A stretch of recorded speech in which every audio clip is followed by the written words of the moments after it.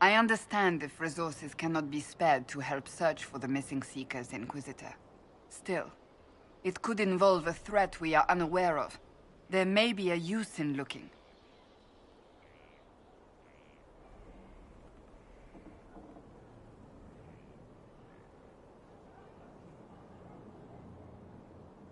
So, that book you were reading?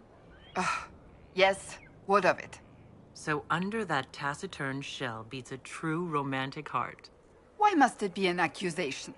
Romance is not the sole province of dithering ladies in frilly dresses. It is passion. It is being swept away by the pursuit of an ideal. What is not to like about that? Oh, I quite agree with you. Then why are you laughing at me? I wasn't. I will never hear the end of this, will I?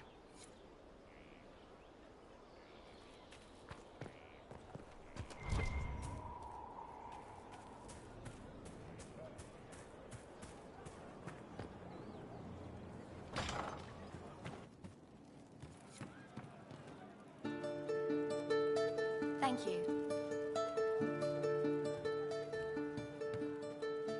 Inquisitor. That's got a good ring to it. We're happy to be here, Your Worship. You need anything, let me know. Can you think of any other tasks suitable for the Chargers? I suspect Haven's quiet by now. Might be worth sending the boys back. We could recover some supplies, get an idea about the enemy's strength. We could even pick up any stragglers who haven't found Skyhold yet.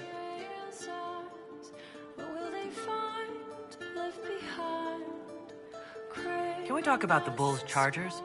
Best company you'll find from here to the Anderfells.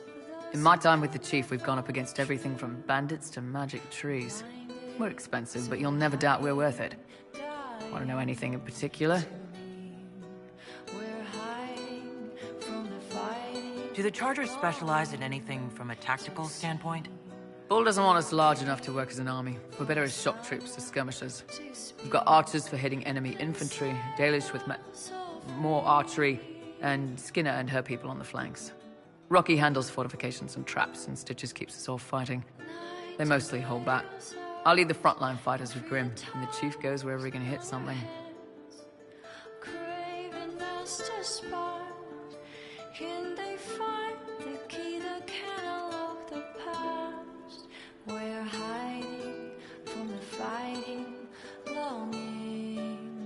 You said something about everything from bandits to magic trees. I'll admit to some curiosity.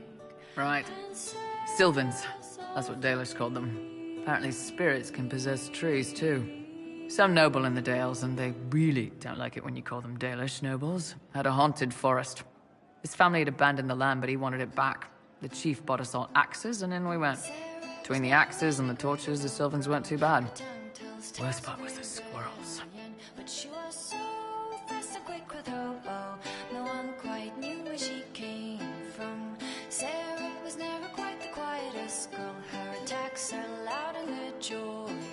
But she knew the ways of nobler men, and she knew how to enrage them. I assume the Chargers observe the standard etiquette. Absolutely.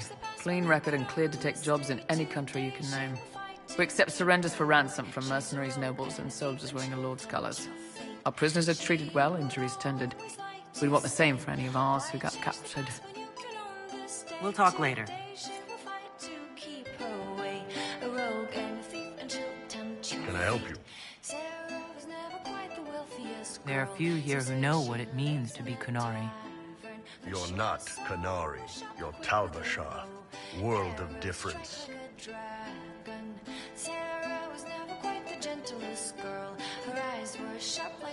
My parents raised me to be free. I'm grateful to them. Fine. Their call. You didn't turn into a murdering bandit, so I guess we're fine. You want to know anything about the Qunari? Since we're talking about them. What's your problem with Talvashar? As Ben Hasrath, my job back home was keeping the peace, helping people live by the Qun. Talvashar turned their back on all that, decided they'd rather live like savages. The Qun is not perfect, but at least there's some sense to it. My parents weren't like that.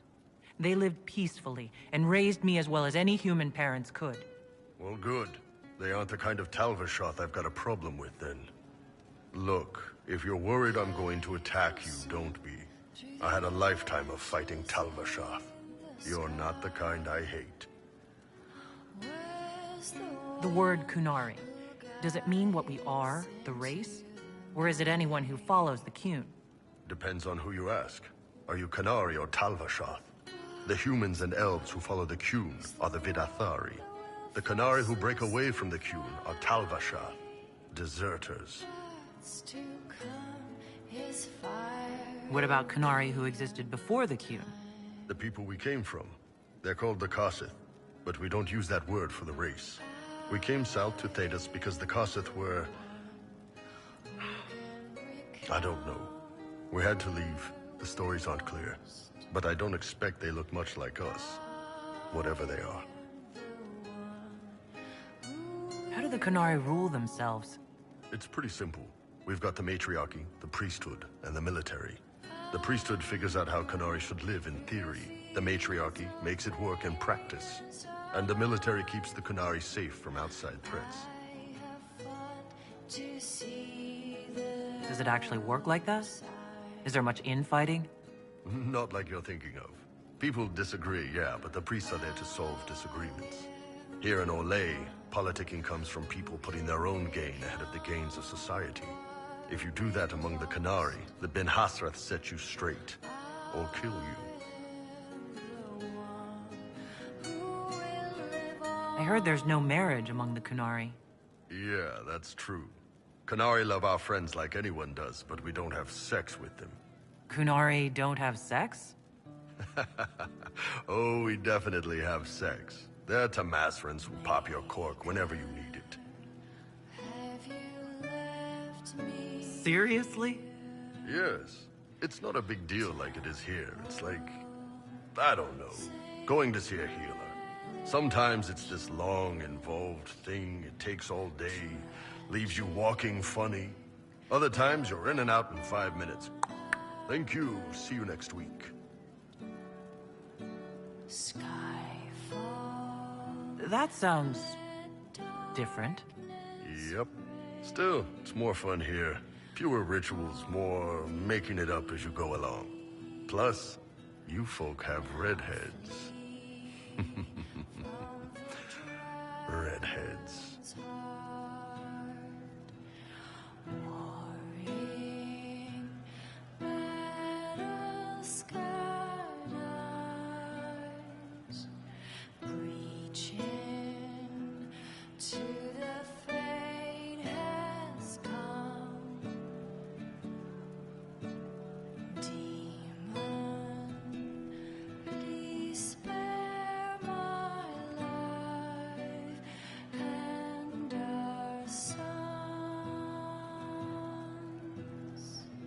How is everyday life different for Kunari?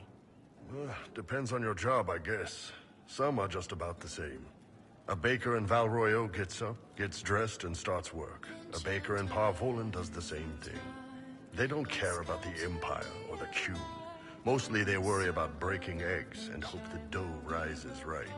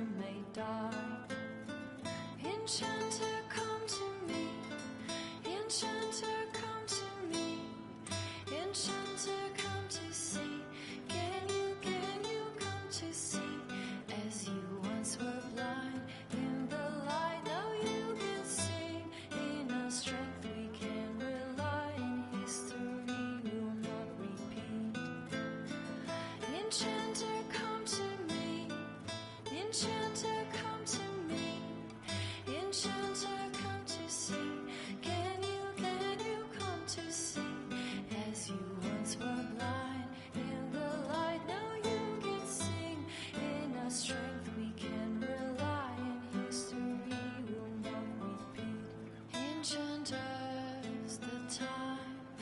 has come to be alive in this circle of Magi, where we will thrive with our brothers. Enchanters remind the time will not unwind. The dragon's crooked spine will never straighten. It can't be exactly the same. The Kunari have no personal freedoms.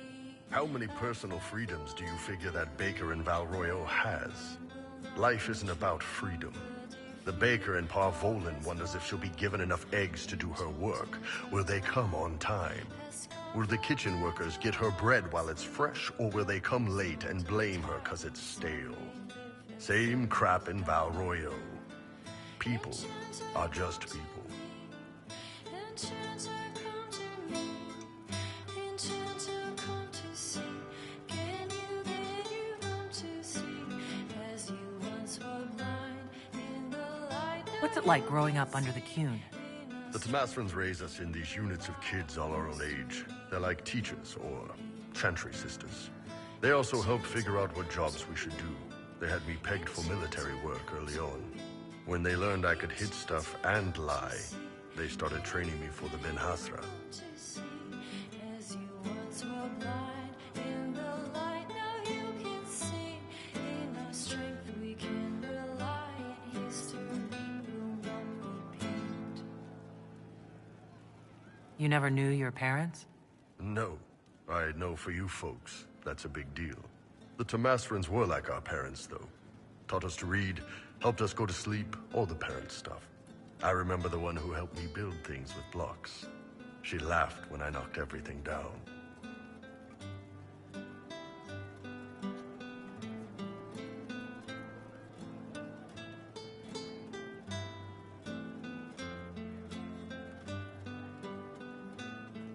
Do you ever think about what would happen if the Kunari conquered Orlais or Ferelden? Some folks, like Cassandra or Cullen, would do fine if they didn't die fighting. Those two love rules. But the mages... Vivienne's too political. Dorian's too arrogant, and Solus is just... weird. They'd all end up dead. Or worse. They'd kill Cole, 'cause, you know, demon. And Sarah would end up with her mind broken, sweeping floors in some shop. So, to answer your question, no, I don't think about it much at all.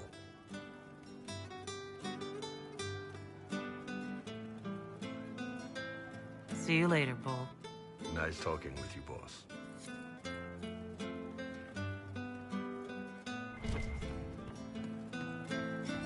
The funniest thing I've seen in years.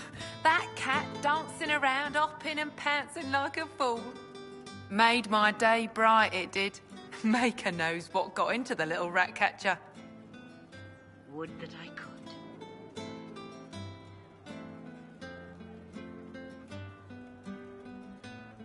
Something like that.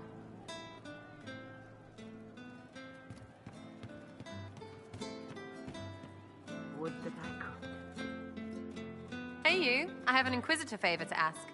Just a little thing, really. A little march around for some of your people.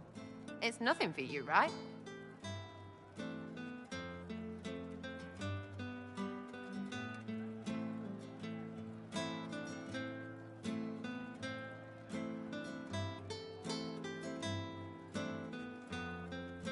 All right, let's hear what you got. Jump right in, huh? I like that. It's a Red Jenny thing. I got a tip that some noble stiffs are arguing over Vachel. Land squabble. They're getting little people beat up, so I need you to go to your big table and send some people to walk through town. Just walk through. Just walk through. Easy, right?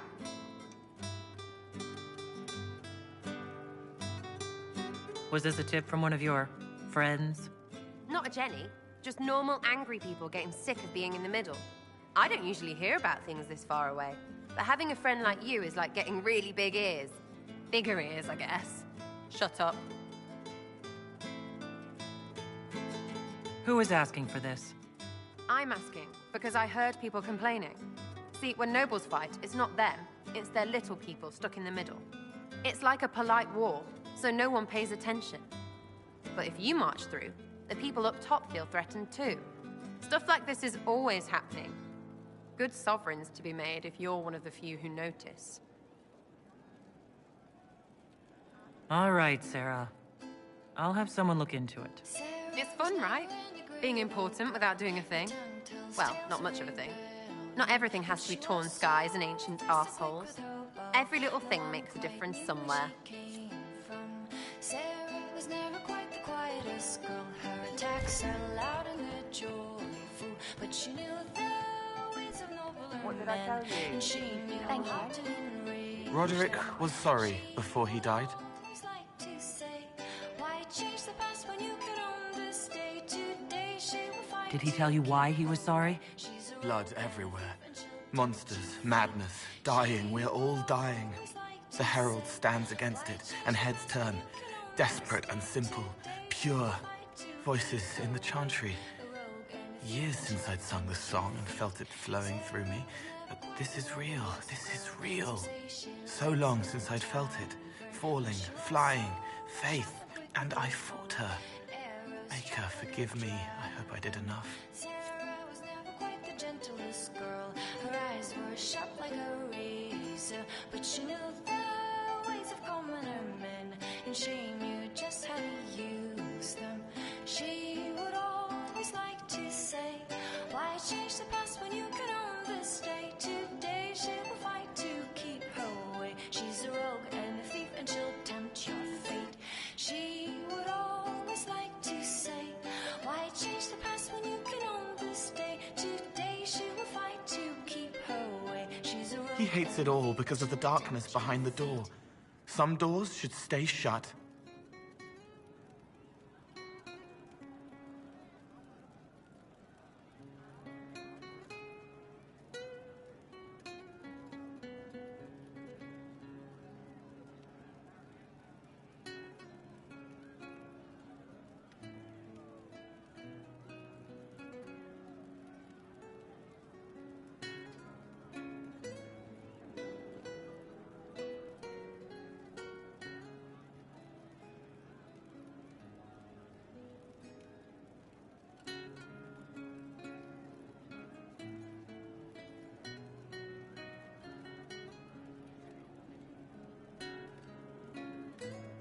I'd like to talk about what happened to you before we met. Before you, Rhys was my friend. He showed me I was wrong to kill the mages. I thought I was helping them. Then he and Evangeline went to Adamant, and I went with them. I was worried Evangeline would hurt Rhys. We found out dangerous things. It scared Seeker Lambert, and he scared the mages. It started the rebellion. Seeker Lambert told me what I was. Rhys couldn't look at me. I ran until I found more Templars. That's all. What was the Spire like when the Mage Rebellion started? Dead and dying, begging and bloody. Some wanted freedom, some peace, some war. Some wanted it all to stop. Evangeline was a Templar, but she helped Rhys help the others. She set them free. Adrian was a mage, but she killed mages to force the fight. She wanted blood. Rhys just wanted to help, to stop people hurting. Maybe that's why he saw me.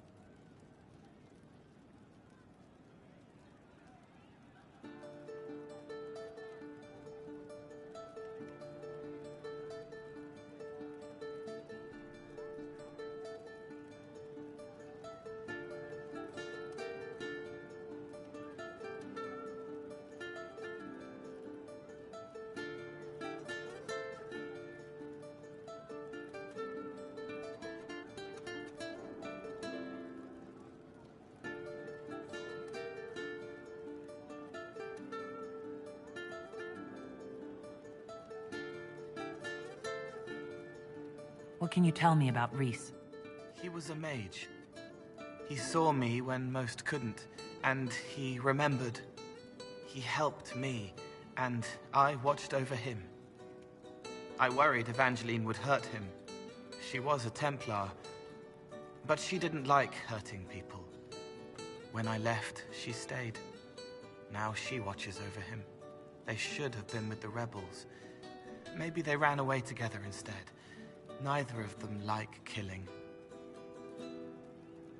If you like, I could use the resources of the Inquisition to locate your friend.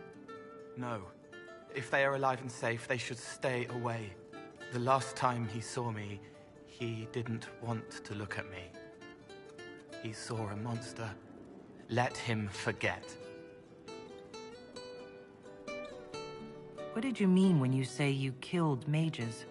Some of the mages at the Spire wanted to die. Too sad, too scared, too much. I didn't know what I was. A ghost, I thought. Fading in the fade. When I came to them, they could see me. I used the knife to set them free. When Reese found out, he made me stop, made me understand. There were other ways to help. I didn't know.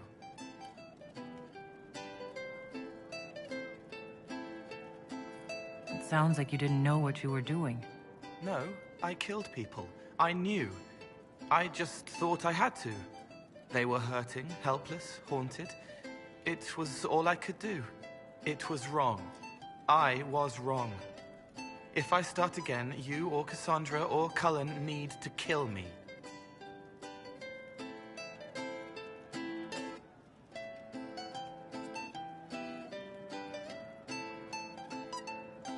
What can you tell me about Adamant Fortress? It is old, full of sadness and pain. It should be torn down. The veil is thin. We found a demon there. It had touched a man and made him real again. It scared Reese and Evangeline. The man wasn't supposed to be real. Then the demon found us. It put me back in the cupboard on the bad day. Reese and Evangeline saved me. You said Seeker Lambert told you what you were. I'm hiding Reese from him, but he chants words and sees. I won't let you hurt Reese. My nose explodes, a shower of blood. Just another parasite that's wormed its way into our world, feeding off all the things you can't have. What we found at Adamant made him angry. We were the first rock rolling at the top of a mountain. He had to stop us. He killed so many. He didn't care. Cold, corrupt. So I came and killed him. If you hated Seeker Lambert, why go to the Seeker Fortress? Because he was right. I was a demon. I saw demons at Adamant. They put people in the dark, in the old hurts. I didn't want to be that.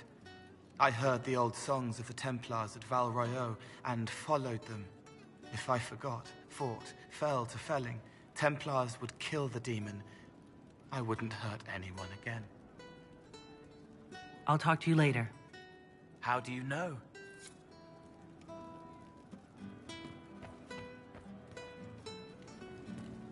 True enough.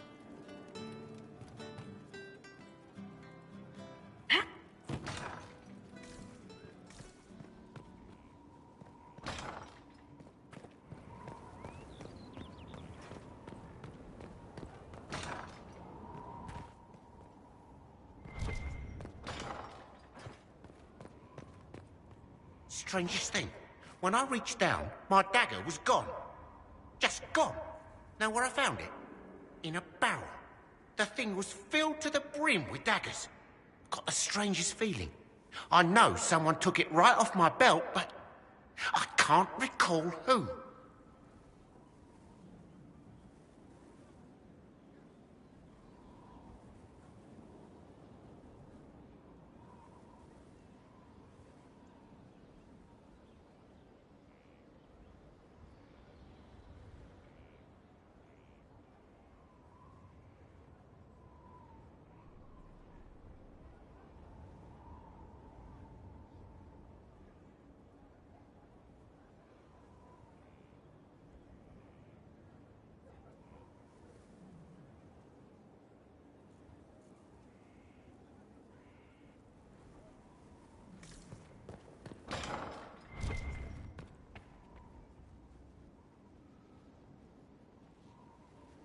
Inquisitor, I've found where the Red Templars come from. Therenfall Redoubt. The Knights were fed red lyrium until they turned into monsters. Samson took over after their corruption was complete. How do you know Samson? He was a Templar in Kirkwall, until he was expelled from the Order. I knew he was an addict, but this... Red lyrium is nothing like the lyrium given by the Chantry. Its power comes with a terrible madness. The Red Templars swarming Haven were proof enough. We cannot allow them to gain strength. The Red Templars still require lyrium. If we find their source, we can weaken them and their leader.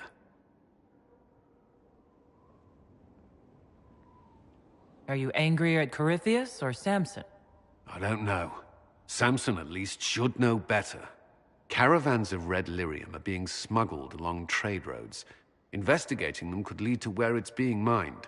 If you confront them, be wary. Anything connected to Samson will be well guarded.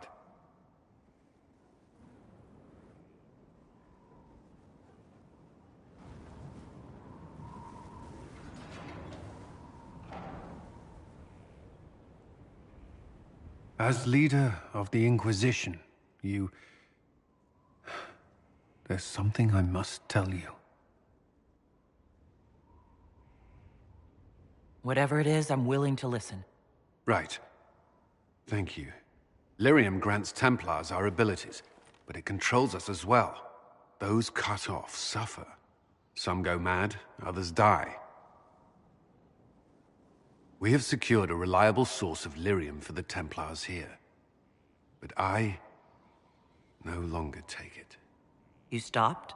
When I joined the Inquisition. It's been months now.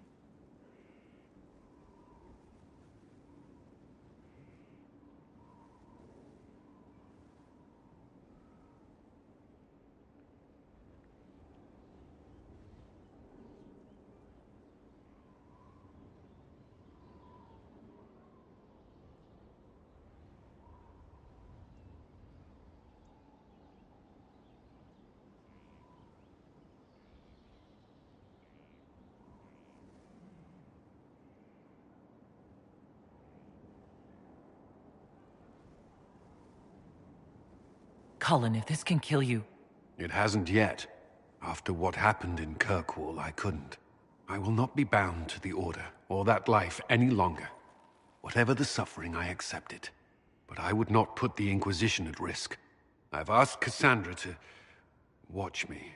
If my ability to lead is compromised, I will be relieved from duty. Thank you for telling me. I respect what you're doing. Thank you, Inquisitor. The Inquisition's army must always take priority. Should anything happen, I will defer to Cassandra's judgment.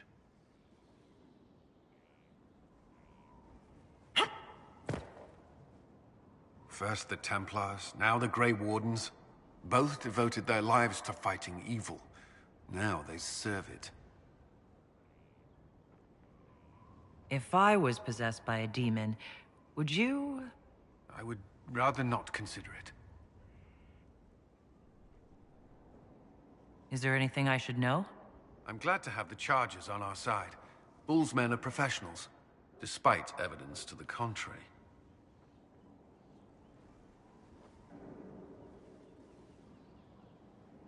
I'd like to know more about the Templars. What would you like to know? Why did you join the Order?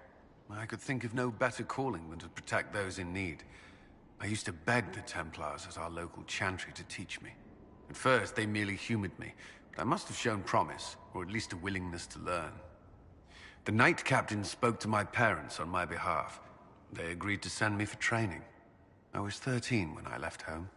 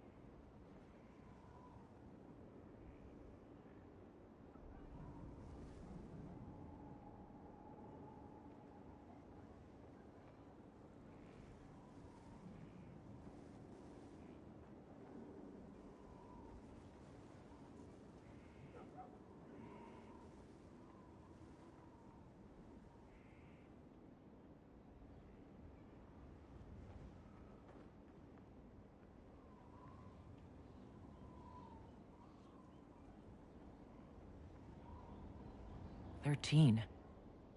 That's still so young. I wasn't the youngest there. Some children are promised to the Order at infancy. Still, I didn't take on full responsibilities until I was 18. The Order sees you trained and educated first. What about your family? Did you miss them? Of course, but there were many my age who felt the same. We learned to look out for one another.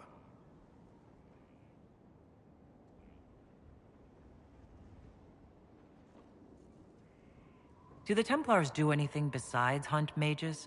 Templars protect against the dangers of magic. Before the Order left the Chantry, that meant serving in a circle. They were also tasked with tracking apostates, or fighting demons inevitably summoned by the weak or malicious. You've made it clear that you consider mages a threat. Any mage can be. I won't pretend otherwise. I've seen the suffering magic can inflict. I've treated mages with distrust because of it, at times without cause. That was unworthy of me. I will try not to do so here. Not that I want mages moving through our base completely unchecked. We need safeguards in place to protect people, including mages, from possession at the least. You've lived in the Circle. What was a typical day for a Templar there? Typical? The last time I was in a circle was right before it fell apart. Nothing was typical. Before that, then? Certain rituals require a full guard. A mage's harrowing, for instance. I've attended a few. Most of the time, you merely maintain a presence, on patrol or in the circle, ready to respond if needed. Mages pretend to ignore that presence, but they're watching you just as closely. Do Templars and mages never speak to each other? Some do. But Templars are supposed to maintain a certain distance from their charges. If a mage is possessed or uses blood magic, you must act quickly, without hesitation. Your judgment cannot be clouded. Of course, ignoring one another does nothing to foster understanding.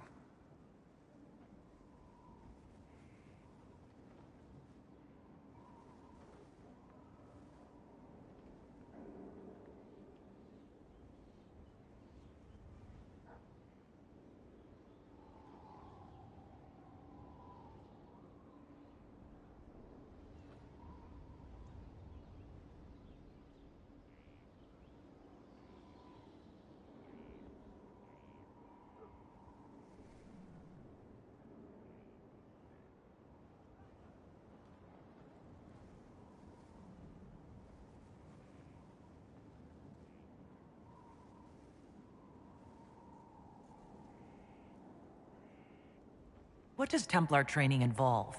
There is weapon and combat training. Even without their abilities, Templars are among the best warriors in Thedas. Initiates must also memorize portions of the Chant of Light, study history, and improve their mental focus. Did you enjoy your training? I wanted to learn everything.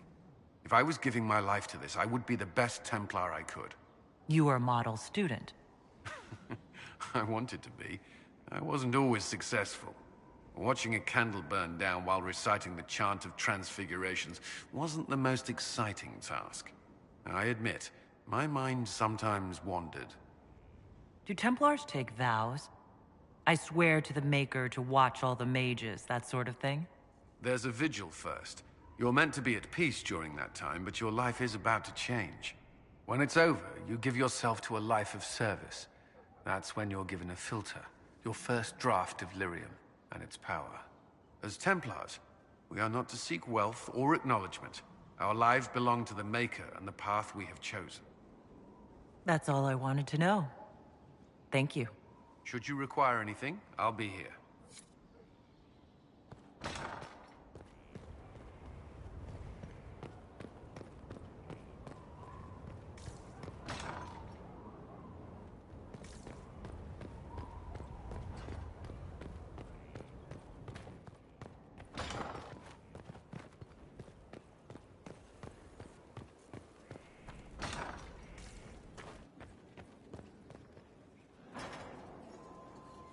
We must stop the Wardens from carrying out this insane plan, Inquisitor. To seek out these old gods deliberately, in some bizarre attempt to preempt the Blight. I wouldn't mind never having another Blight. Corypheus interfering is the real problem. The Blight is the real problem. And the Wardens are trying to end the Blight forever. Yes. Would it have worked? Do you know? Did they? The fools who first unleashed the Blight upon this world thought they were unlocking ultimate power. Forgive me. The entire idea is unnerving.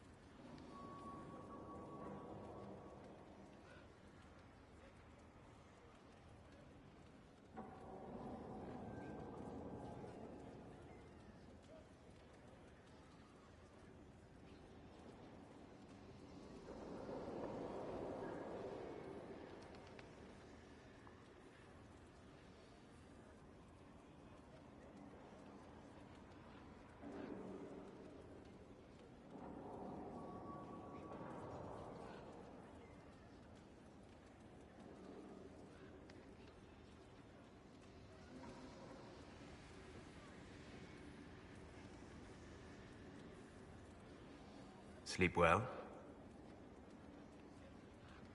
I've never done anything like that before. Do you regularly talk to people in dreams? No. Consider that one more rule you have effortlessly broken in your rise to power. I had no idea that the anchor would allow you to dream with such focus. It is truly remarkable. But I am reasonably certain we are awake now. And if you wish to discuss anything, I would enjoy talking. I'd like to hear more about what you saw in your exploration of the Fade. I would be happy to share it with you.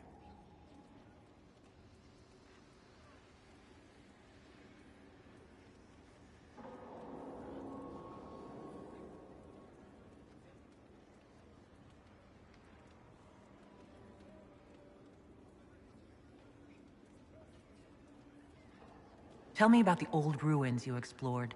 I found the ruin of Barandur, a lost Tevinter city buried deep beneath a dead and barren wasteland. Volcanic ash had sealed it tight. In one dark moment, every living creature in the city seared and smothered. They were statues in the ashes, like a mold made to recall the lost. Tell me about a spirit you encountered. I met a friendly spirit who observed the dreams of village girls as love first blossomed in their adolescence. With subtlety, she steered them all to boys with gentle hearts, who would return their love with gentle kindness. Human horde go marching toward the battlefront. They sang a soldier's hymn to keep formation. The primal music shook the ground. These savage, unwashed warriors carried harmonies no chantry choirs mastered. Though their cause was all but hopeless, they sang songs that made the spirits weep. We'll talk later. Goodbye.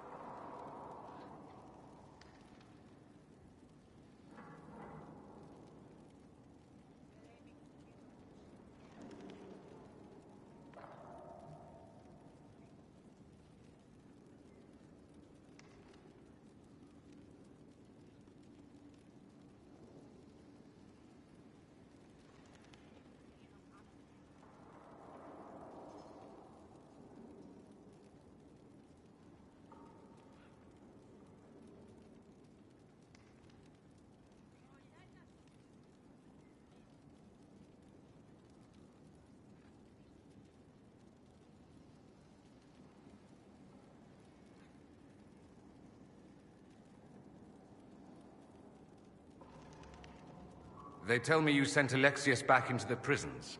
Seems a waste to rot away in a cell like that. He was a good man once. Maybe it will give him time to think.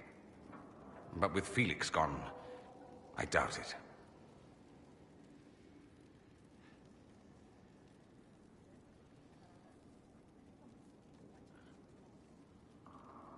It occurs to me that I barely know anything about you. Beyond my being a mage from Tevinter, you mean? Beyond that, yes. And beyond my being so charming and well-dressed, which is obvious to anyone.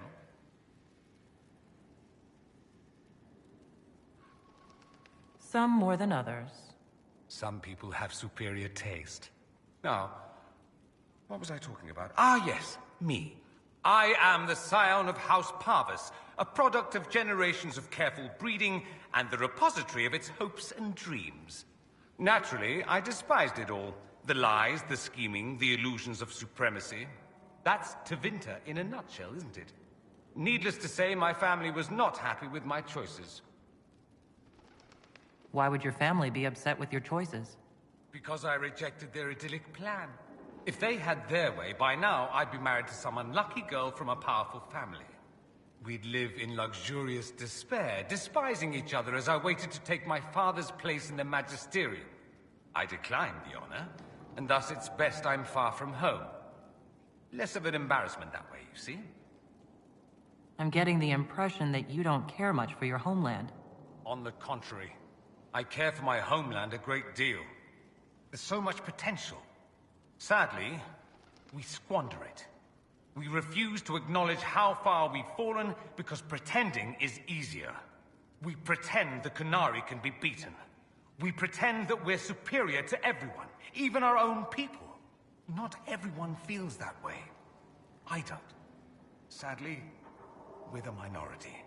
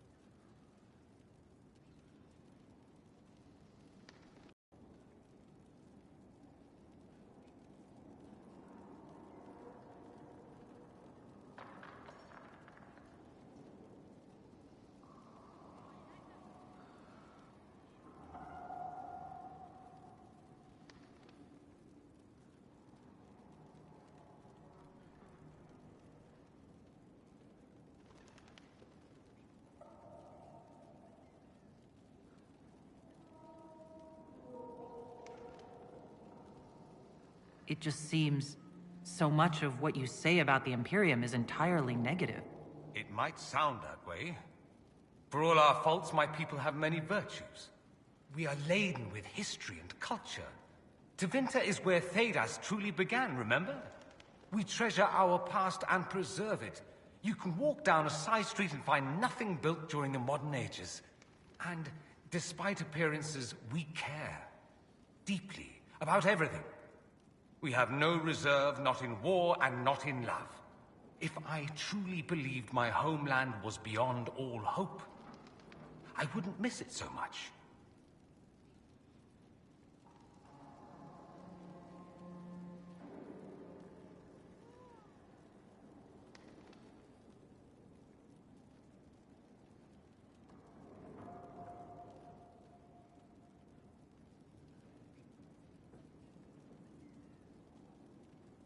What did you mean by generations of careful breeding? The great families of Tevinter don't have children. They refine traits, weed out the undesirable, and promote the rest. My mother was chosen for my father because magic runs strongly in her blood. Never mind that they loathed each other. They wanted a son who could become Archon to make House Parvis the envy of the Imperium. They got me. A cautionary tale that you should be careful what you wish for.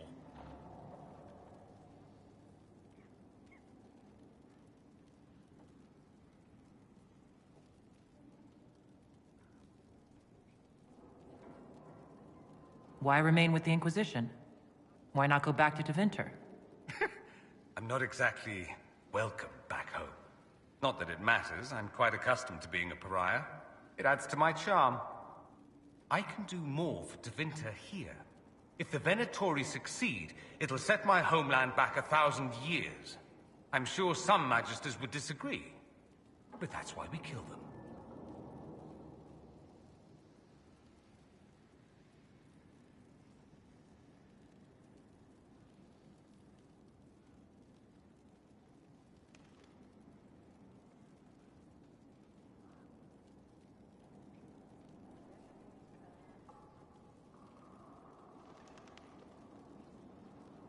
I think I've heard enough. That's too bad. I never tire of talking about myself. I'd like to ask you about Tevinter. Ah, yes. Everyone outside the Imperium always seems quite fascinated by it. Probably why they come up with so many ridiculous tales. Flying cows over Minrathous. That's madness. All right, that one's actually true, but the cows didn't have wings. I digress. Anything in particular you wanted to know? It seems strange that an entire empire would be ruled by mages. Strange? Why are you less qualified to rule than some tart with a fancy crown? Actually, the fiction in the Imperium is that mages don't rule. The Magisterium rules. That magisters are all mages is considered a convenient technicality.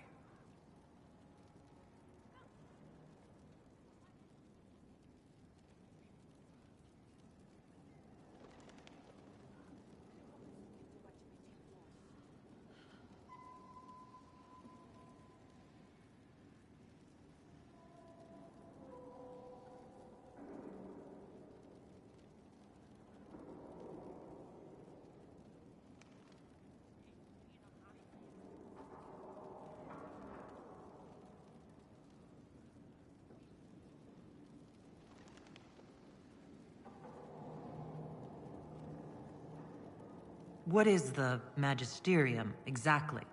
The upper house of the Imperial Senate, and the only part worth having a seat on. Those seats are split among the circles of Magi, the Chantry, and the major families. All mages now. It's odd that outside the Imperium, you use Magister like it applies to every Tevinter mage. If you're not a Magister, then what are you called? No special title? I'm an Altus, which is almost as good as a Magister, depending on who you ask.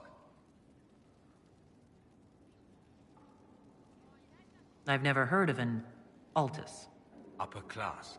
Those families who trace descent from the Dreamers, the first prophets of the old gods. If you're a mage and you're not Altus, then you're later, lower class. If you're not a mage at all, you're Soperati. That's everyone else. We do love our fancy words.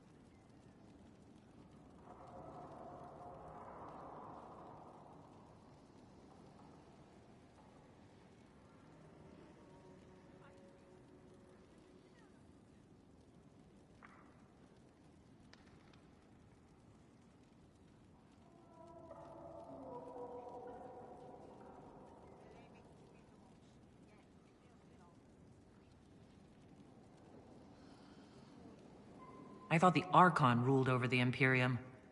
Well, yes. Technically, he can overrule laws passed by the Magisterium, but that never happens. Even so, he gets to appoint new Magisters, which means all the families vie madly for his favor. Thus, the Archon gets invited to all the parties. The truest path to Tevinter influence, let me tell you.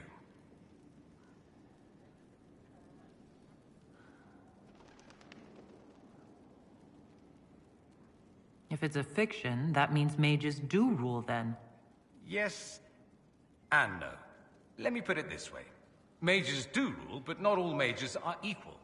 If you're not from the right family, chances are you don't rule anything. Maybe you're even a slave.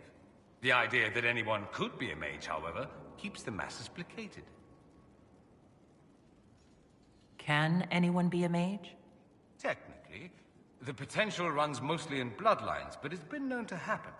More importantly, commoners believe it can. Tevinter legend is chock full of mage heroes from humble origins. So they hold out hope. Someday my son or my son's son will be a mage. Someday. Poor sods don't realize that means he'll be a quaestor at the arse end of the 100 Pillars, at best.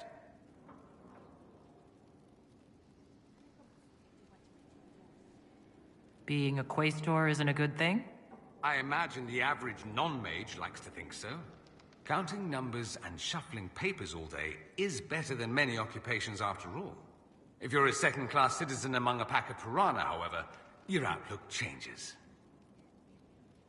Let me ask you something else. Of course. There's an Imperial Chantry, isn't there? With its own divine. You people aren't supposed to talk about the Black Divine, are you?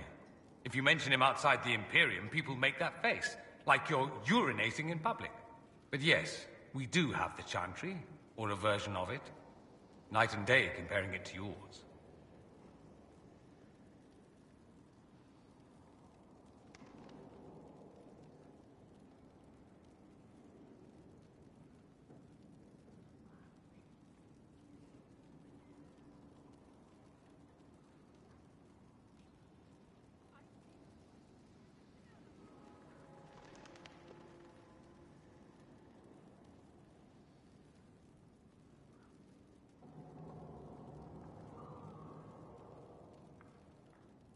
Is the Imperial Chantry so different from ours?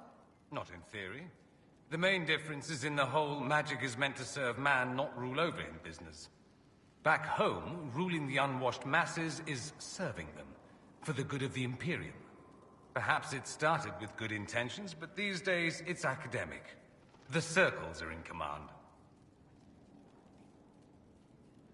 There are circles of magi in the Imperium? We don't have dismal little mage prisons, if that's what you mean. They're academies, prestigious ones. We have Templars as well, but they don't cancel spells or whatever your Templars do. They're soldiers. They don't use lyrium? Ha! As if there'd be any left for them. They watch for abuse of magic, yes, but only those who are weak or who fall out of favor get dealt with. Mostly they enforce their magisterium's edicts. The Chantry smiles and nods from the sidelines.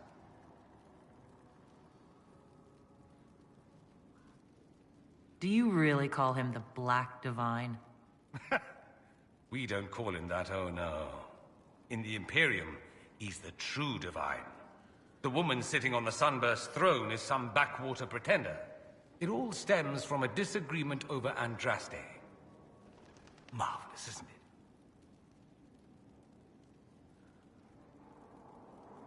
Why would they disagree over Andraste? It's not my field of expertise, but the Imperium believes Andraste was a mortal woman, a mage. Down south they say, no, she's the bride of the Maker, ascended to his side, divine provenance, a blah blah blah. We feel better believing Andraste was one of us. Makes executing her less damning, you see. So we elected a man as divine, the South declared war, and we've been feuding cousins ever since.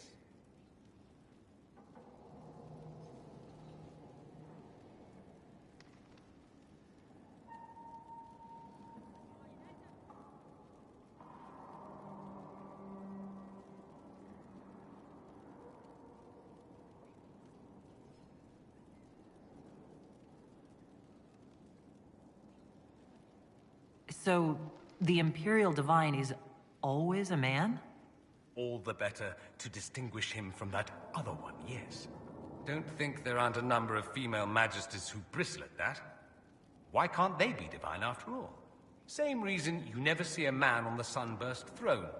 Because that's how it's always been done. Excellent reasoning. Do you consider yourself Andrastian? The big question. It might surprise you that I do consider myself Andrastian. I simply do not believe in the Chantry. It is a relic, whether back home or here in the south. Something from a bygone age desperately clinging to relevance. It's not an opinion that makes me popular.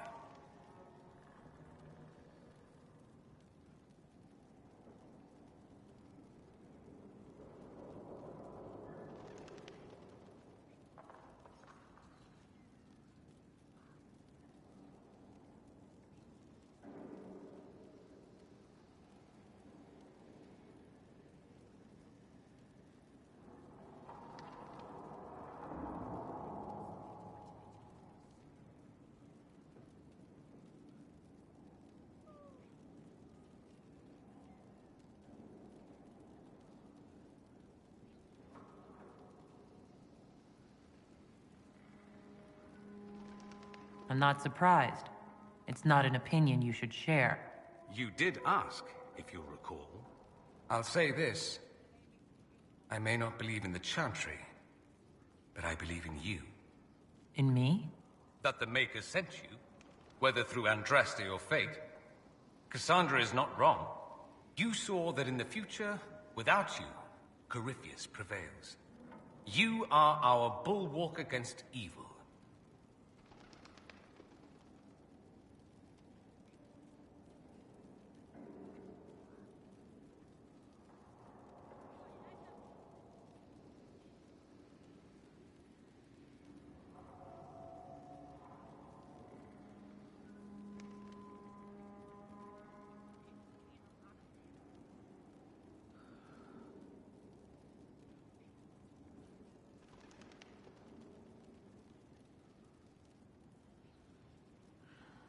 You don't seem like the religious sort, to be honest. If you define religious as sitting in a chantry and listening to a blithering hen tell you how to live, then no. If you define it as believing in the possibility that something larger than yourself exists, then yes, by all means. The world is bigger than I, even bigger than you. It laughs at all the things we think we know. The Maker doesn't need me to believe, but I do. The thought of no one at all watching out for us is too frightening.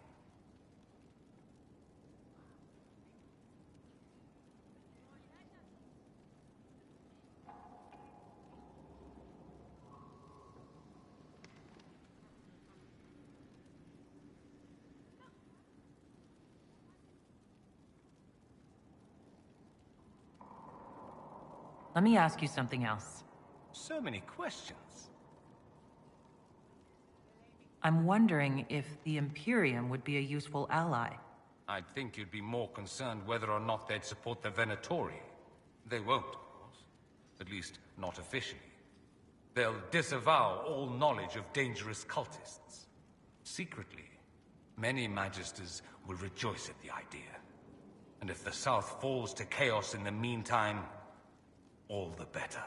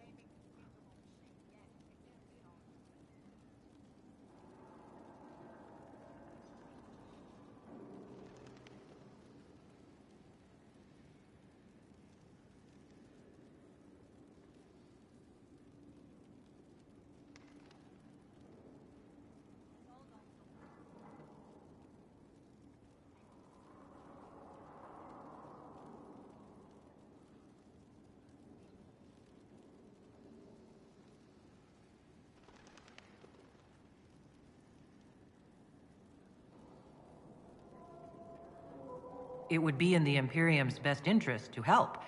Surely it could use allies. I think the Imperium gave up on the idea of allies a long time ago. We've been fighting the Qunari for what? 200 years off and on? It's a point of pride that we go it alone. They'll sneer at the South behind their silk handkerchiefs and say, "You've had it easy for far too long." Let's not forget that the Inquisition seems to be an arm of the Orlesian Chantry. Anathema so far as they're concerned.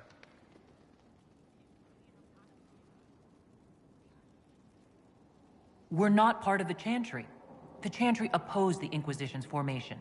You think that matters? Don't be silly. The Herald of Andraste. Your very title smacks of the Southern Chantry. You may as well be a heathen. I think they're far more frightened what you'll do if you succeed. Just how often is blood magic used there? Oh, not at all. Not at all? That's what any Magister would tell you. They'd be convincingly offended by the notion, too. Of course, what people call blood magic here, and what we consider blood magic, are two different things. Anyone who talks about the Imperium mentions slavery. It's the center of the slave trade. Ah. That is true. And? Did you have slaves? Not personally, but my family does and treats them well. Honestly, I never thought much about it until I came south. Back home, it's how it is. Slaves are everywhere. You don't question it. I'm not even certain many slaves do.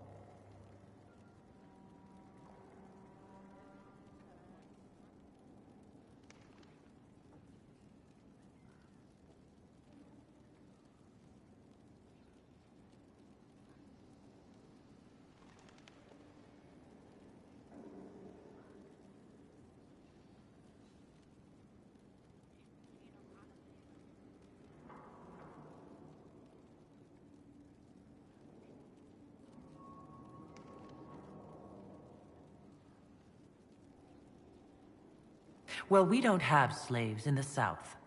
In the south, you have alienages, slums, both human and elven. The desperate have no way out. Back home, a poor man can sell himself. As a slave, he could have a position of respect, comfort, and could even support a family. Some slaves are treated poorly, it's true. But do you honestly think inescapable poverty is better? At least they're free.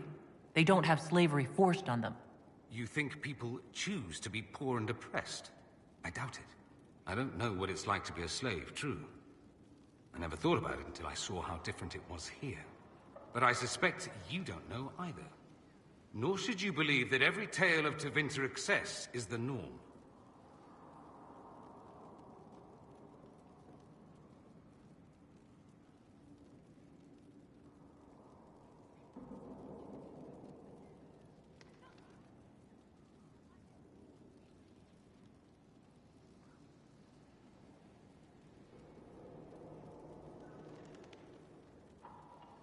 That's all I wanted to know. Fair enough. I should go. You know where I'll be.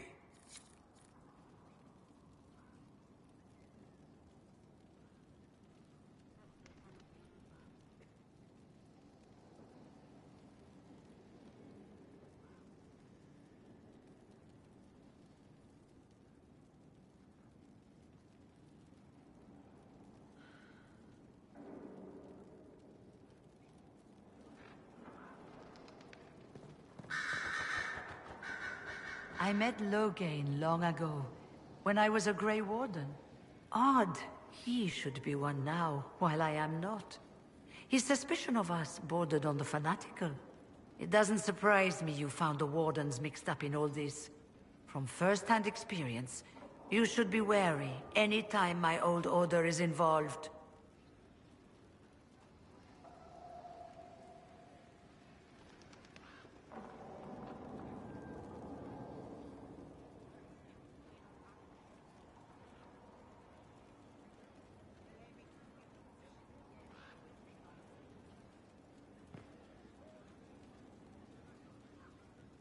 I trust everything is well with the mages?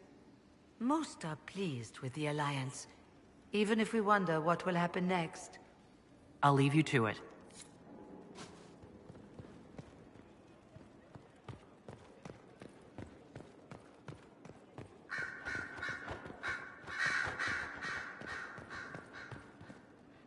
It seems Blackwall knows nothing about the disappearance of the Grey Wardens. It's a disappointment. I am, however, glad that he is with us, even if he was not what I expected. He seems to be a good man, and his experience will be an asset to the Inquisition. As for the other wardens, I suppose we will have to keep looking.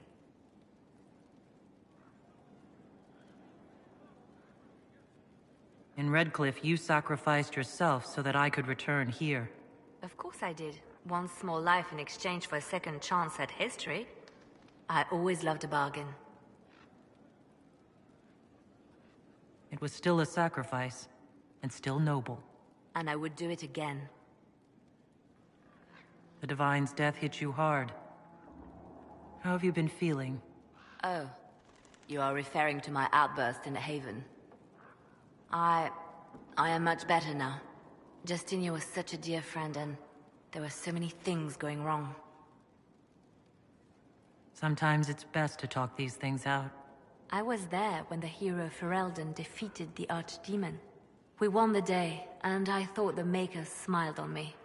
When the Divine requested my help, I went to her. I owed her that much. I sacrificed so much to do the Maker's work. But now Justinia is dead. I was angry. I felt betrayed. But I shouldn't have let my emotions get the better of me. I'm sorry. Don't apologize. You were grieving and upset. I understand. Thank you. Now enough of this. Let us think more pleasant thoughts. Let's talk about you. Me? Bards tell tales. I bet you tell some good ones. There are plenty of tales in the library. Perhaps you should look for them there.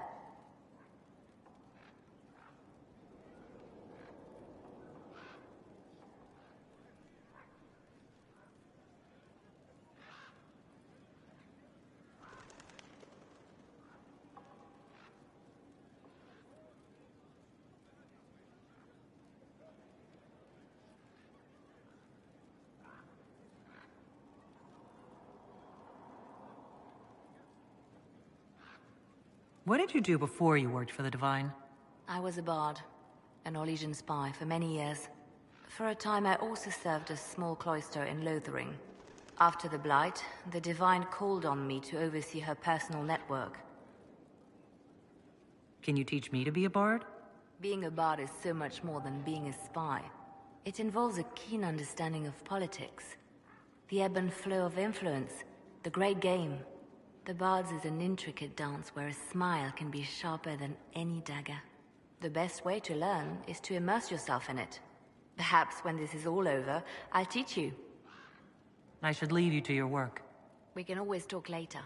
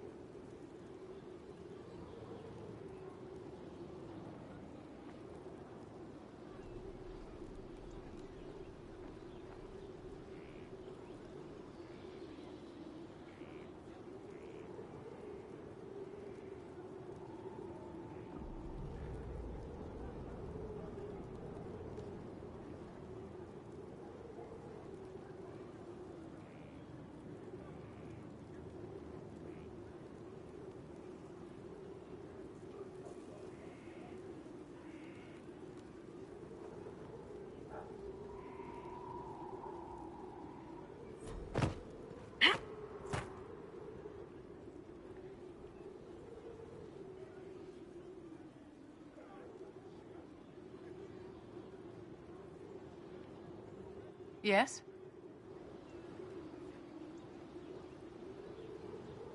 Is there anything I can do to help your efforts at restoring the Circle?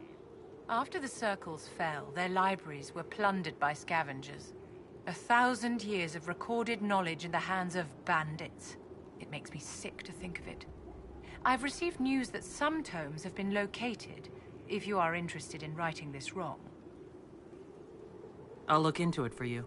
If you can take care of this matter, the Circle would be in your debt. Yes? I'd like to know more about you, Madame Vivienne. Whatever would you like to know? Your accent's not Orlesian. Where exactly are you from? I am from the Circle, my dear. One's country of origin rarely matters there. But if you must know, I was born in Wycombe in the Free Marches. I was sent to the Ostwick Circle, but I transferred to Monsignor while still an apprentice. I'm curious how a Circle mage winds up a courtier. Nobody winds up at court, my dear. It takes a great deal of effort to arrive there. I caught the eye of Duke Bastien de Ghislaine, an advantageous connection that opened many doors. When the position of Enchanter to the Imperial Court became vacant, I was able to secure it.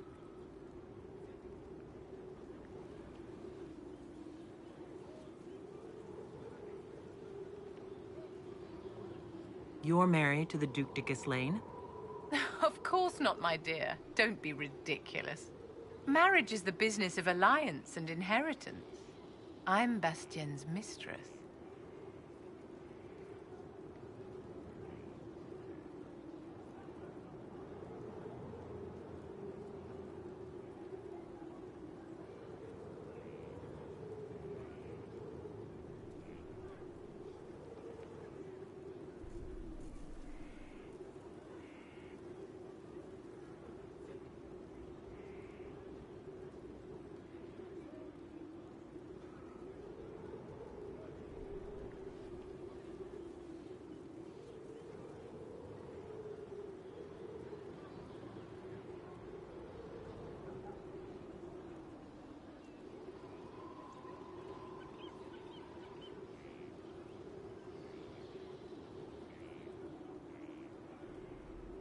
And what does the Duchess de Ghislaine think of this arrangement?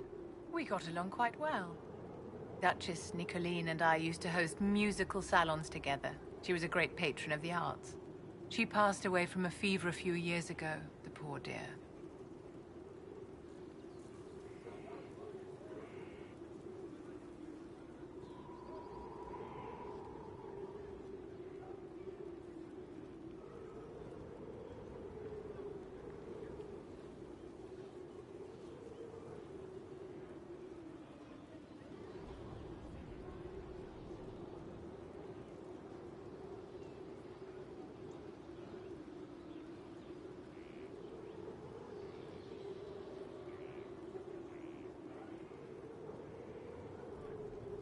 What duties does a court enchanter have? I am tasked with providing assistance to the Empress on arcane matters. Most of my predecessors restricted this to lighting lamps and doing parlor tricks. In such troubled times as these, however, I provide political advice to Her Majesty on the subject of the Mage Rebellion.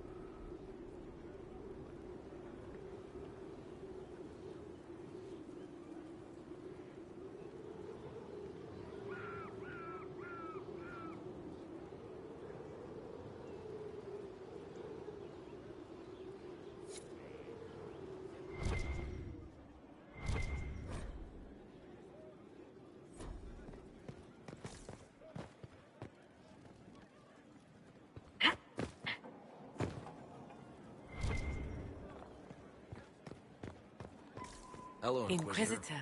Honored to help with these, whatever they are.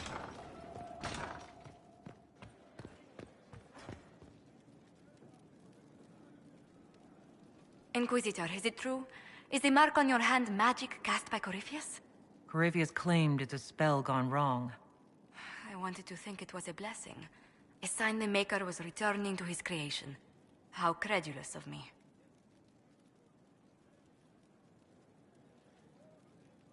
Perhaps the Maker set these events in motion so long ago, we can no longer see his hand in them. It would be fitting if that were true.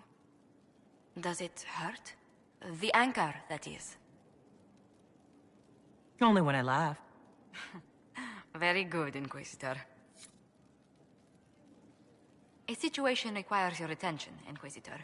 Noble Chantry loyalists in the city of Jadar are spreading accusations that you're responsible for the Divine's death. They're unusually organized. I recommend we send people to Jadar to deal with the matter.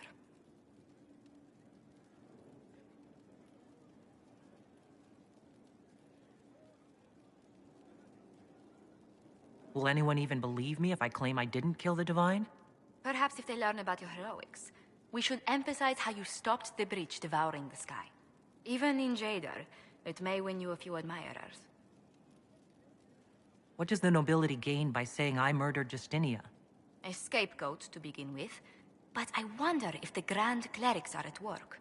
Those immediately eligible to be divine died at the Conclave. The ones remaining were not as favored. They may look upon you as a rival for influence.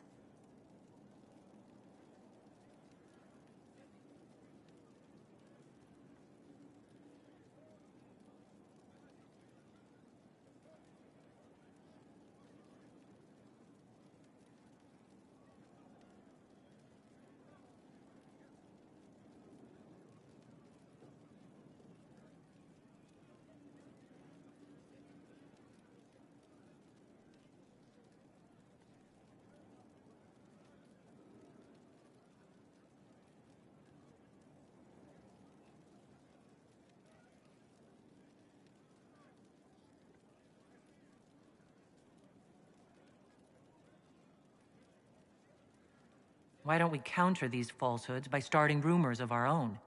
A whisper campaign. It would show those in the know we have some subtlety at our command. It's good to see you.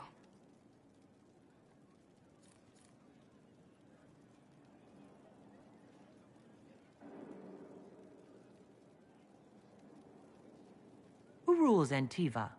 Officially, the Principality of Antiva is governed by His Majesty King Fugelno II. In reality, Antiva's merchant princes rule the country in everything but name. Quite loudly, I might add.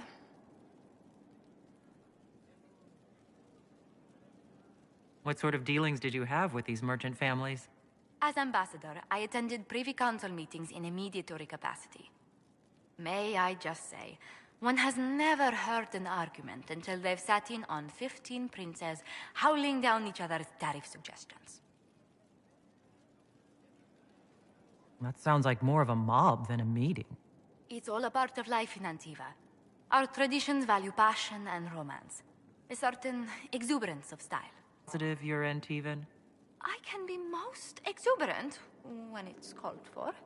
Just at the right moments, and in a proper fashion. Might we speak of something else?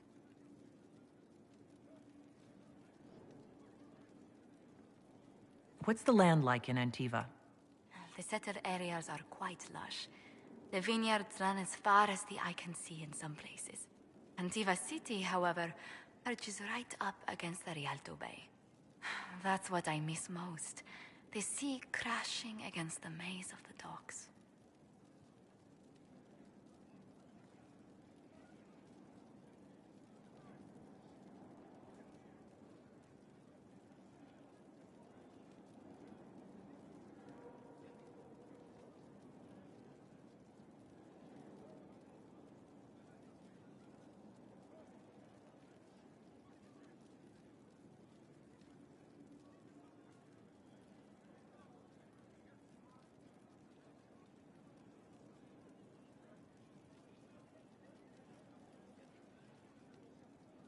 I have difficulty seeing you wandering around a trading port.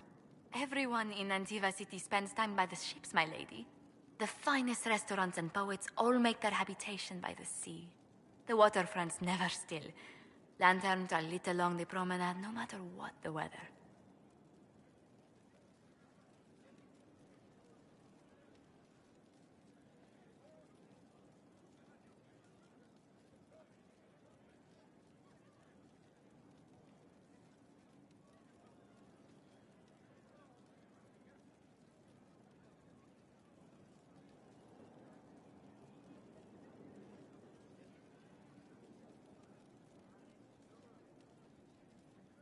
Are you ever homesick? Occasionally. When a breeze stirs the trees in the garden, I sometimes pretend it's the sound of the surf. Do you know, I even miss those terrible squawking birds infesting the harbor. My youngest sister used to throw whole loaves of bread to the gulls. Silly thing. You said the Montiliers used to run an entire trading fleet. What happened? There was a scandal in Val Royaux more than an age ago. The Montiliers were forbidden from trading with Orlais. Our personal fortunes never quite rebounded. Does anyone in Orlais even remember what that scandal was? I doubt it, but the injunction persists. What exactly happened? An affair with a minor lord. Perhaps. Most other details are lost. Are you saying your family's livelihood was ruined because of a love affair no one even remembers? Essentially. Orlesian politics are full of these unhappy little missteps, Inquisitor. You haven't really gone into detail about how you know Liliana. We met... let me think. We met the last few years of my schooling, but we became friends after I became ambassador to Orlais. It seems terrifyingly long ago now. How exactly did you and Liliana reconnect in the Inquisition? I discovered my family had been overcharging a merchant we traded with for months. Our name carries a great deal of trust in Antiva. I spent weeks arranging a string of favors as suitable recompense. Apparently satisfied, the merchant extended me an invitation to her estate. Liliana greeted me in place of the merchant.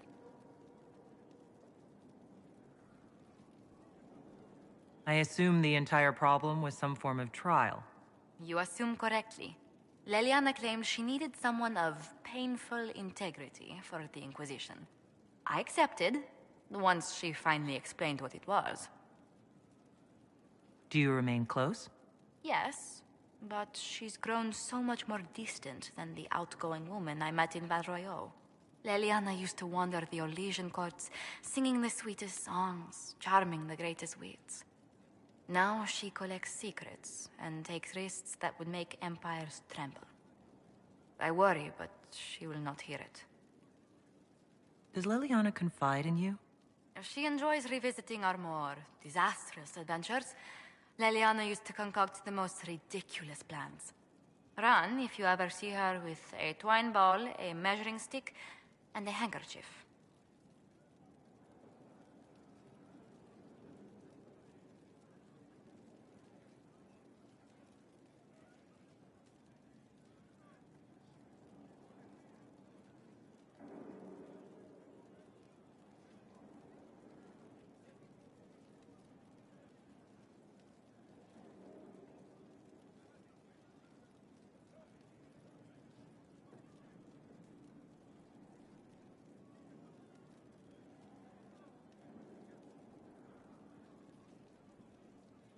Tell me about the Montiliers.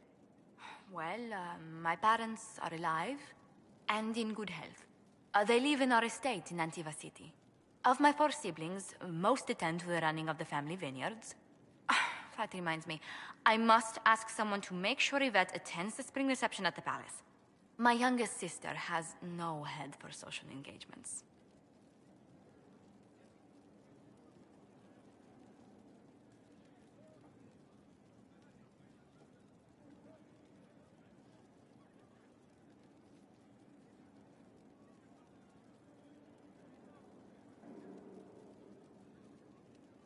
Why are you overseeing your siblings' social lives? It's Antivan custom. After a certain age, the heir apparent runs the family's estate to prove they're worthy of succession. If you're unfit for the task, the heads of the house, usually one's parents, may decree a new heir.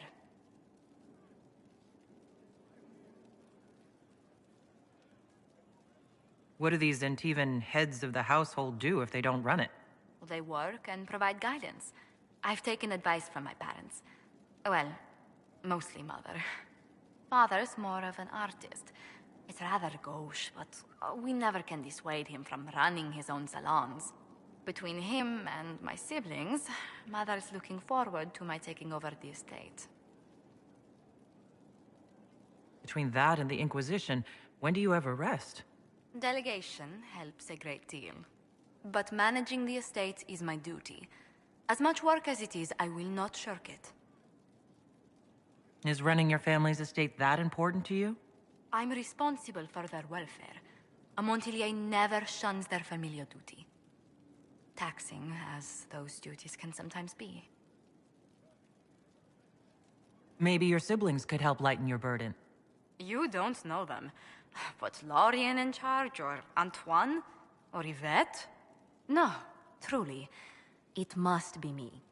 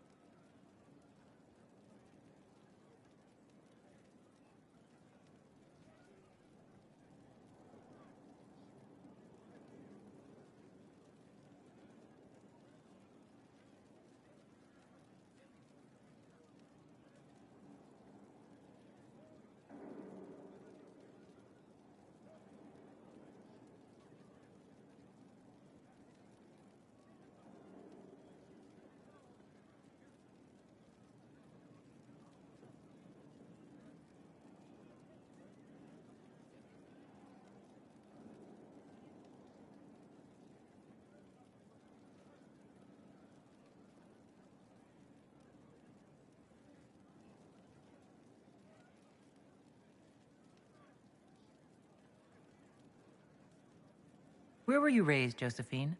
I was born in Antiva City, but when I turned 15, Mother declared I'd attend finishing school in Val Royeaux.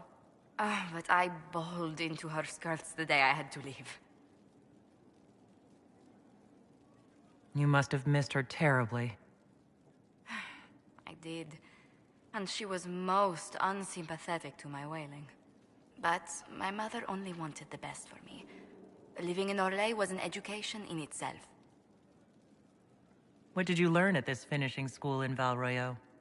Among other things, mathematics, rhetoric, poetry, history, logic, and a great deal of etiquette. I still remember Madame Beventir's switch on my knuckles when I forgot the basic tenets of Nevaran dining customs. For a dowager approaching her 80th year, she had quite the arm. How did the younger you like Val Royeaux when you arrived? Have you ever stepped into a new city and felt the buildings couldn't possibly be real? That was Val Royeaux to me. So beautifully foreign, I gaped at its spires for months. Does Antiva City have nothing that compares to Val Royeaux? Antiva City is a jewel among the capitals. But I did not appreciate that before I traveled. There are multitudes of places I'd like to see. Seheran, the Anderfells, whatever lies past the Amaranthine Ocean.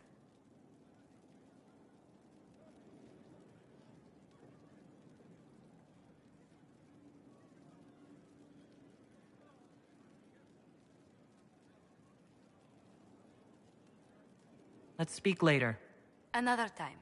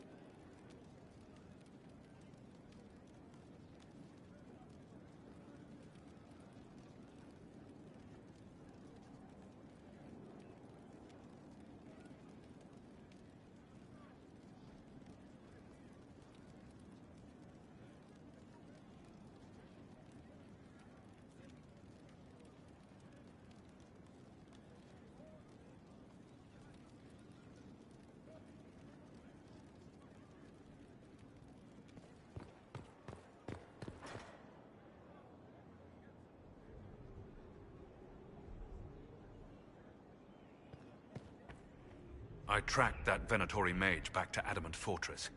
They're looking at assault options now in the war room. Thanks for coming. You did well, Varric. The Inquisitor is just who we need. Oh, it's been great. Murderous wardens, archdemon attacks, plenty of blood mages and crazy Templars. Just like home. I know how much you hated leaving Kirkwall.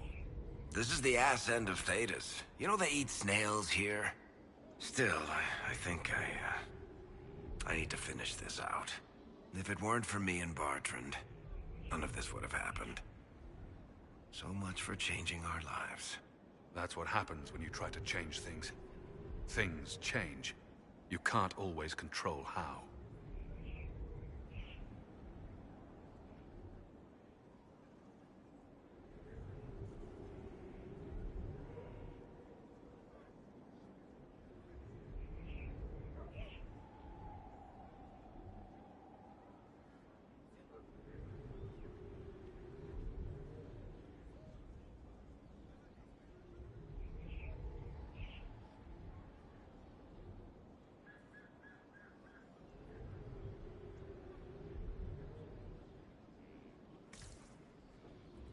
I tracked the Wardens to Adamant Fortress, Inquisitor. Your specialists have my full report.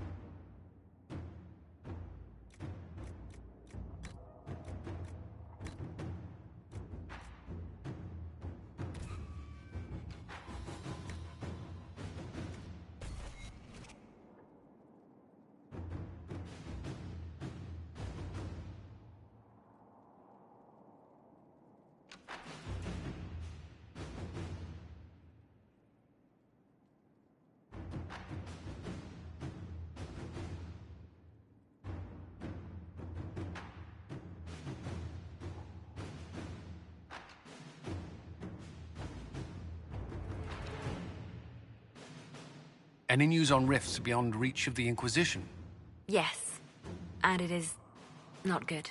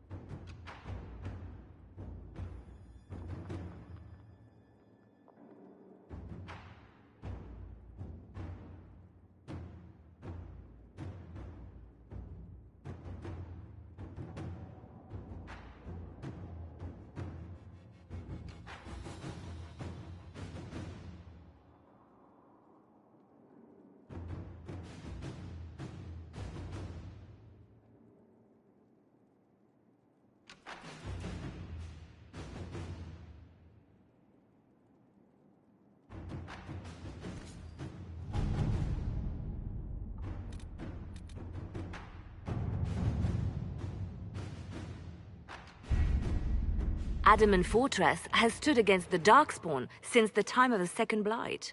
Fortunately for us, that means it was built before the age of modern siege equipment. A good trebuchet will do major damage to those ancient walls. And thanks to our Lady Ambassador... Lady Cyril of Jadar was pleased to lend the Inquisition her sabers. They've already delivered the trebuchets. That is the good news. And the bad news? Arimond called the ritual at the western approach a test. He may already be raising his army of demons in the fortress. The Inquisition forces can breach the gate, but if the Wardens already have their demons... I found records of Adamant's construction. There are choke points we can use to limit the field of battle. That's good. We may not be able to defeat them outright. But if we cut off reinforcements, we can carve you a path to Warden Commander Clarel. Taking this fortress is going to get a lot of good soldiers killed. Our soldiers know the risks, Inquisitor, and they know what they're fighting for.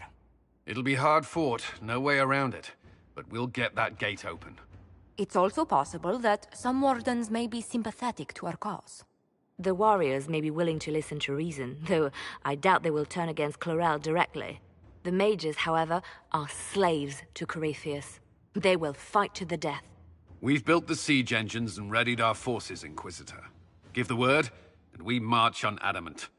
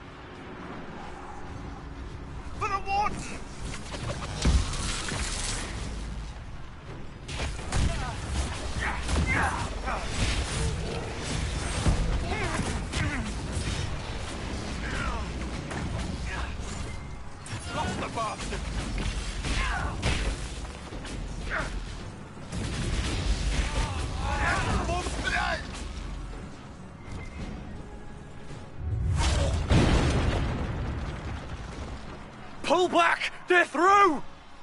All right, Inquisitor. You have your way in. Best make use of it. We'll keep the main host of demons occupied for as long as we can. I'll be fine. Just keep the men safe. We'll do what we have to, Inquisitor. Warden Loghain will guard your back. Hawk is with our soldiers on the battlements. He's assisting them until you arrive.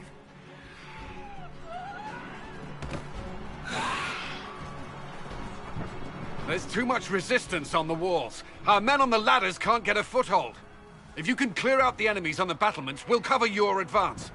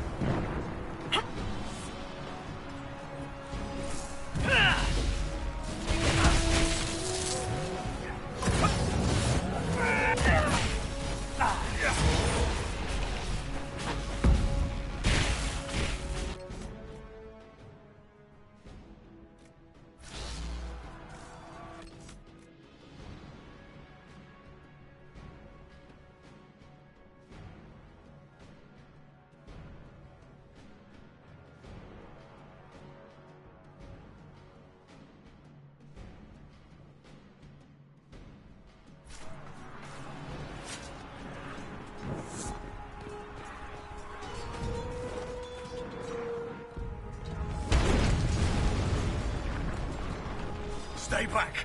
We will not be sacrificed for some insane ritual! Attack!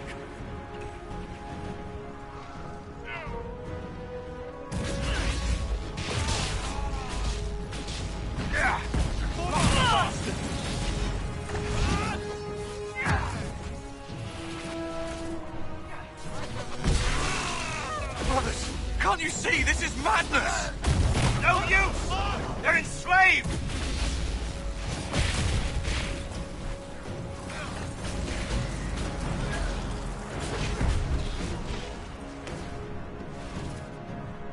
Keep your distance! The Inquisition is here to stop Clarel, not to kill wardens. If you fall back, you won't be harmed. All right. My men will stay back. We want no part of this. Deal with Clarel as you must. Well spoken. I did not look forward to killing more, Warden.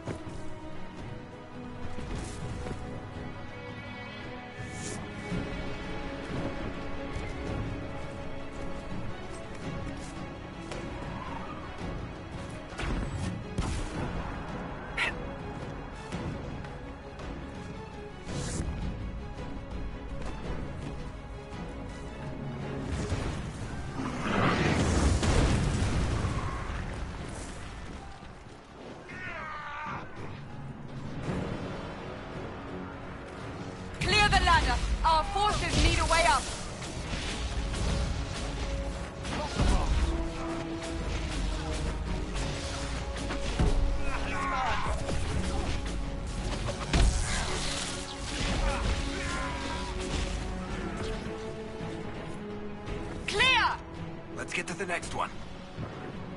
You can press on ahead, your worship. We'll clear a path for the rest of our forces.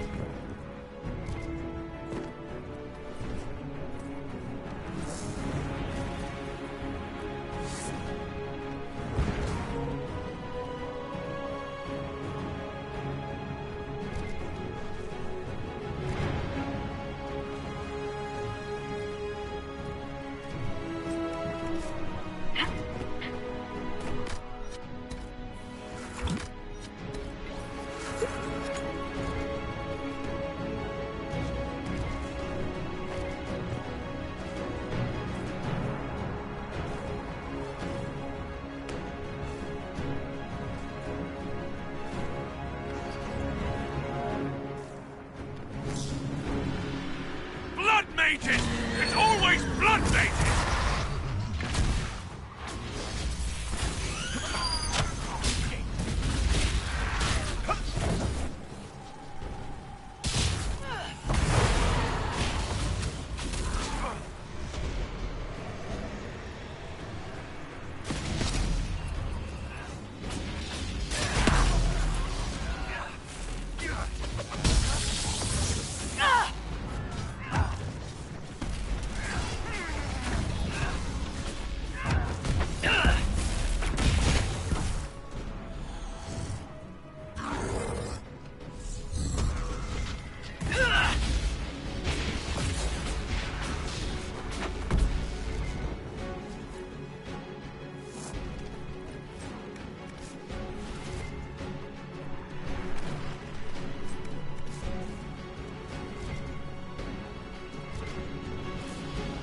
Inquisitor, always a pleasure. Good work. Stay with my forces, and see that they survive this. I'll keep the demons off them as best I can.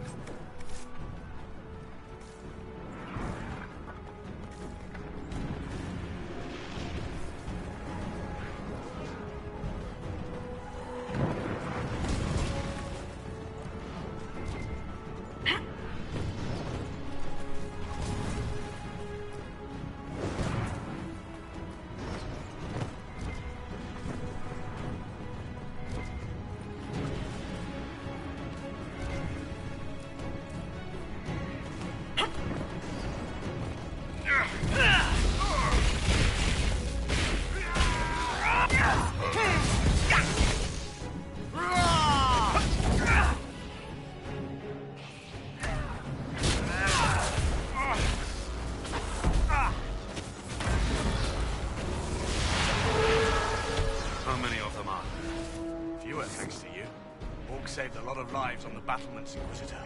Some of the recruits listen to reason. Perhaps Eremund doesn't have them. Commander Cullen will hold the path open for us as long as possible, Inquisitor. Our forces are ready when you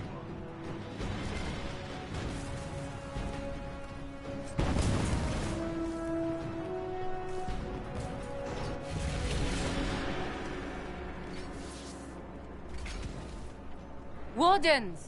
We are betrayed by the very world we have sworn to protect. The Inquisition is inside, Clarel. We have no time to stand on ceremony. These men and women are giving their lives, Magister. That might mean little in Tevinter, but for the Wardens, it is a sacred duty. It has been many long years, my friend. Too many, Clarel. If my sword arm can no longer serve the Wardens, then my blood will have to do.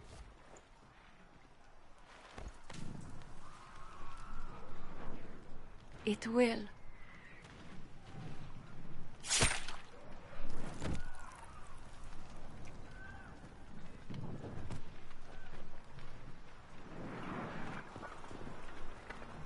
stop them! We must complete the ritual!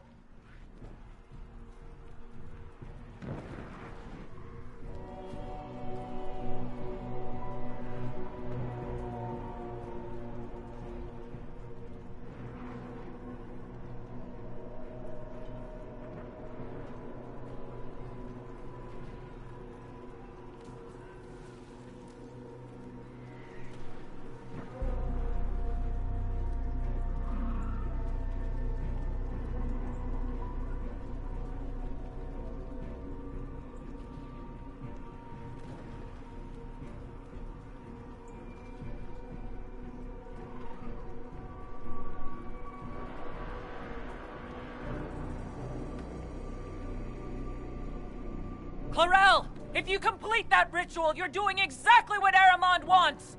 What? Fighting the Blight? Keeping the world safe from Darkspawn? Who wouldn't want that? And yes, the ritual requires blood sacrifice.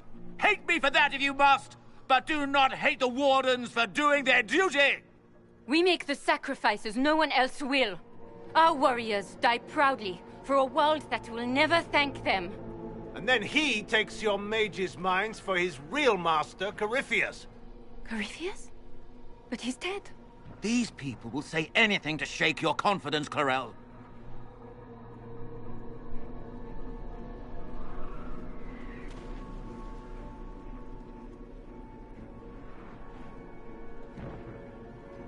Bring it through!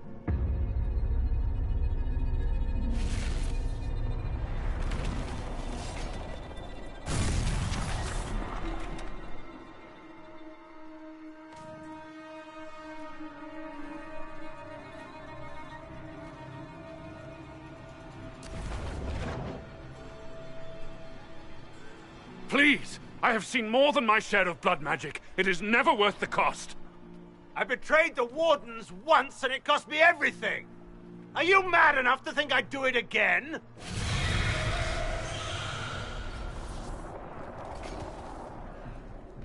Be ready with the ritual, Clarel. This demon is truly worthy of your strength.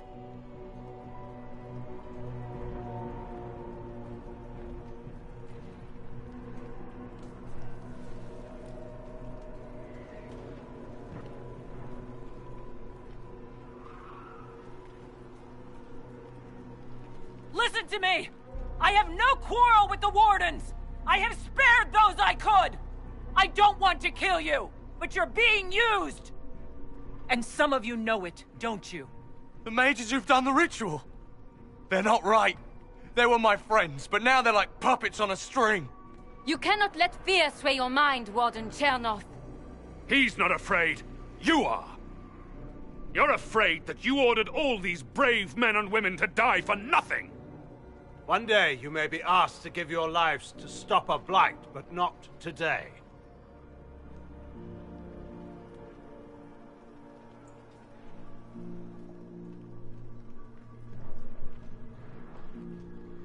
Clarel, we have come so far. You're the only one who can do this. Perhaps we could test the truth of these charges to avoid more bloodshed. Or perhaps I should bring in a more reliable ally. My master thought you might come here, Inquisitor. He sent me this to welcome you.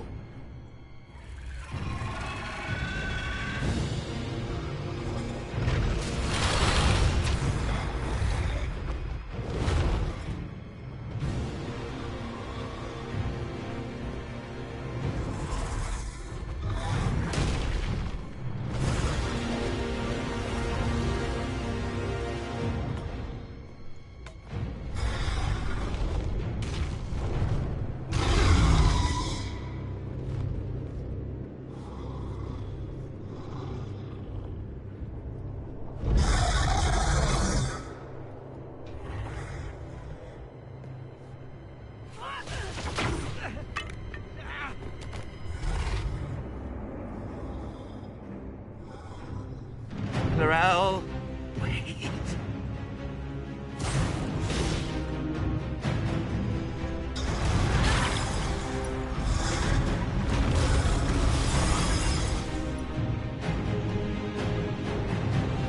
Help the Inquisitor!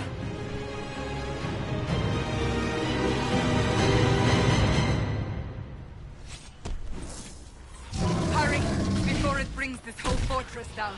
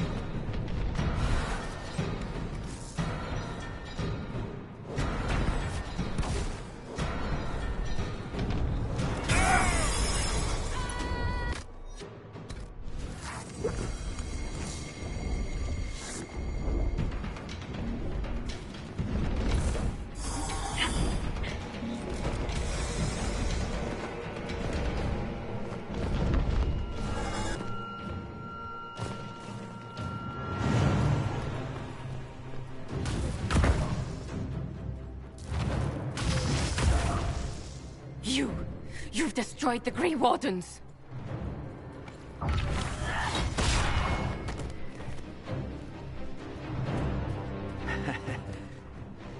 You did that to yourself, you stupid bitch.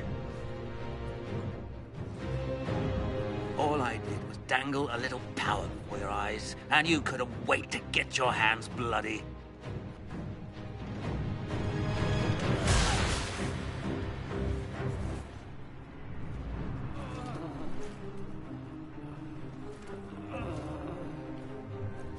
You could have served a new god. I will never serve the Blight!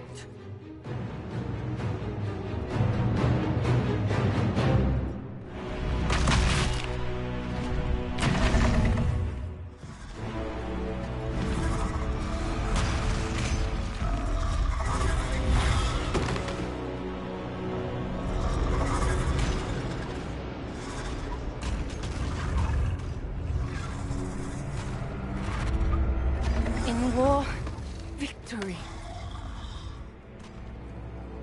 In peace, vigilance.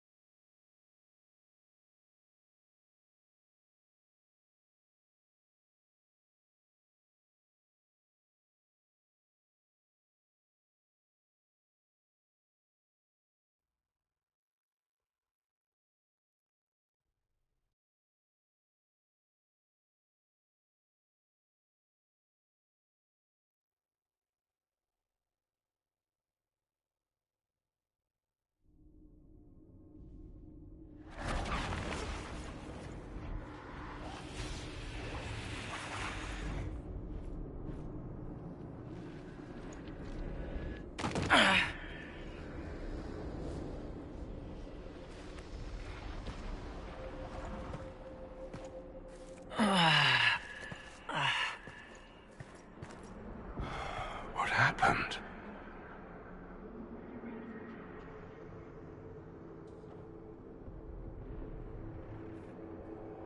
We were falling. If this is the afterlife, the Chantry owes me an apology. This looks nothing like the Maker's bosom.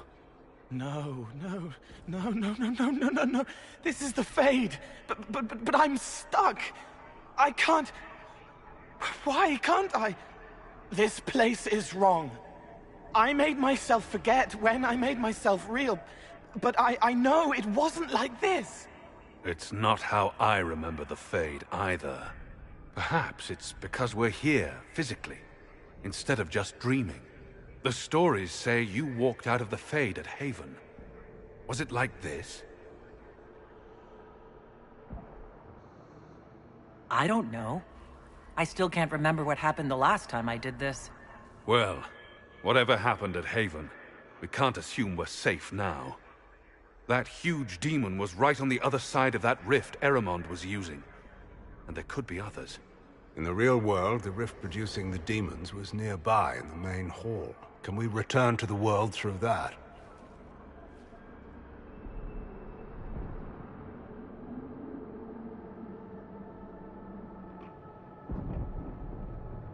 It sounds like our best option. There, let's go.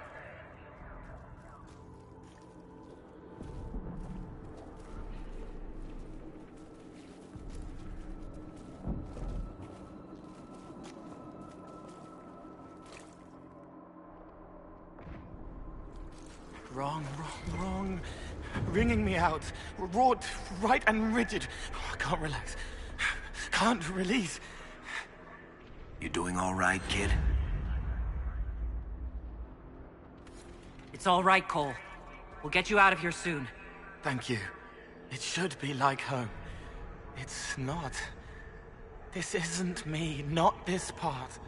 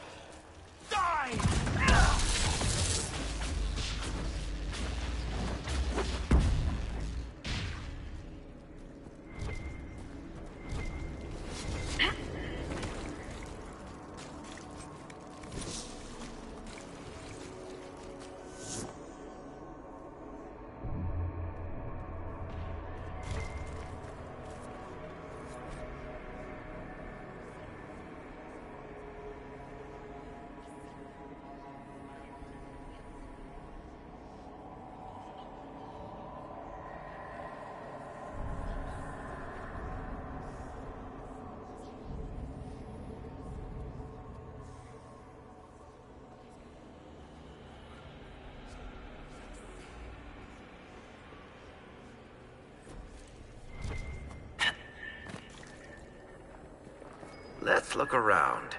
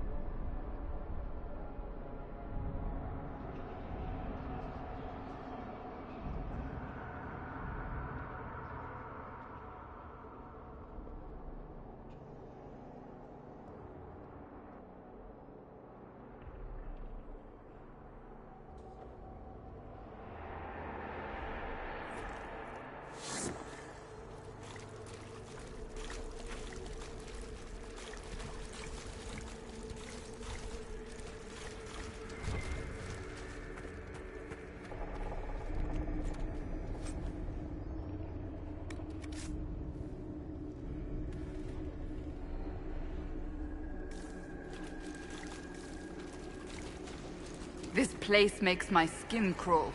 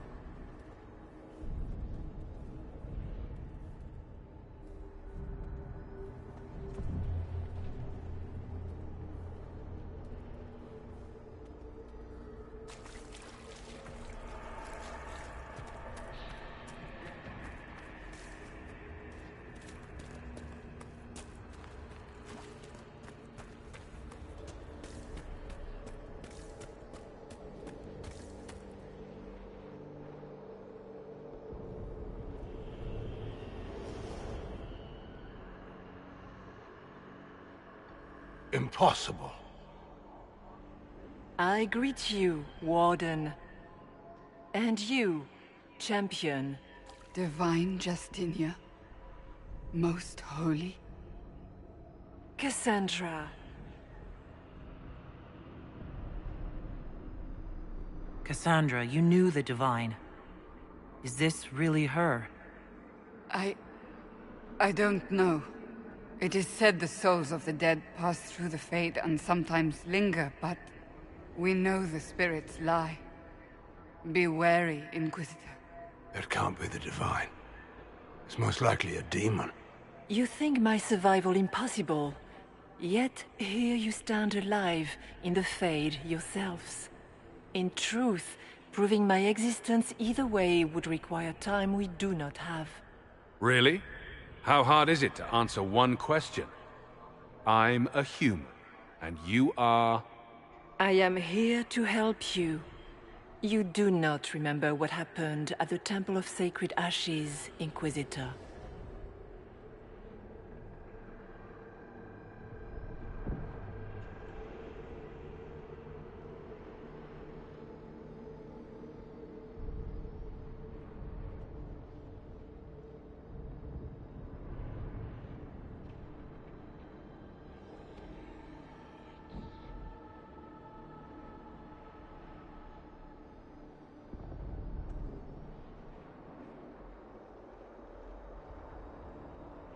No, I don't. The memories you have lost were taken by the demon that serves Corypheus. It is the nightmare you forget upon waking. It feeds off memories of fear and darkness, growing fat upon the terror. The false calling that terrified the Wardens into making such grave mistakes? Its work. Then perhaps I owe this nightmare a visit. You will have your chance, brave Warden. This place of darkness is its lair. Corypheus seems to have a lot of demons at his disposal. How does he command so many? I know not how he commands his army of demons. His power may come from the Blight itself, but the nightmare serves willingly. For Corypheus has brought much terror to this world. He was one of the Magisters who unleashed the Blight upon the world, was he not? Every child's cry as the Archdemon circles. Every dwarf's whimper in the deep roads. The nightmare has fed well.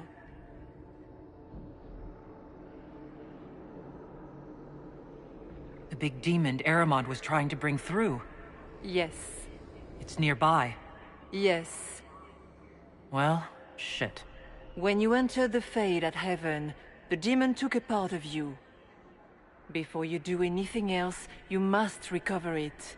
These are your memories, Inquisitor.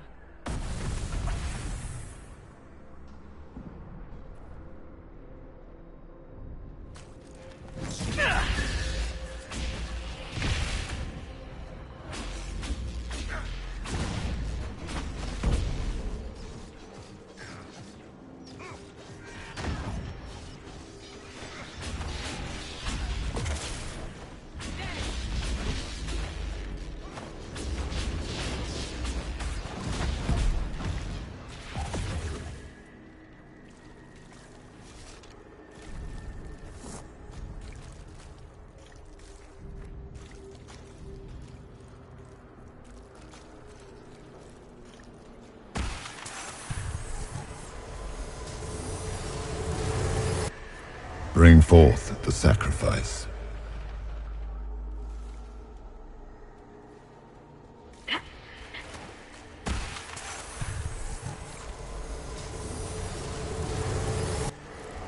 Why are you doing this? You, of all people!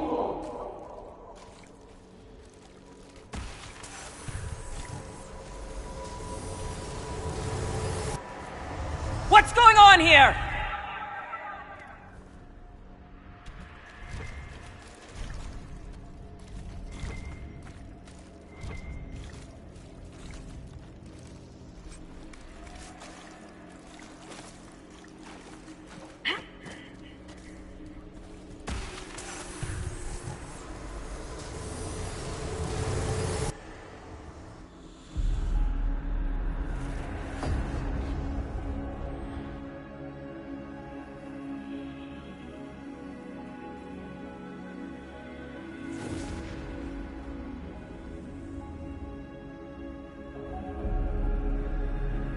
Now is the hour of our victory. Why are you doing this? You, of all people! Keep the sacrifice still.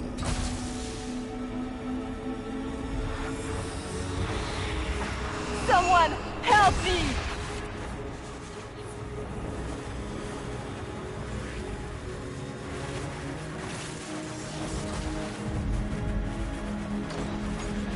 What's going on here?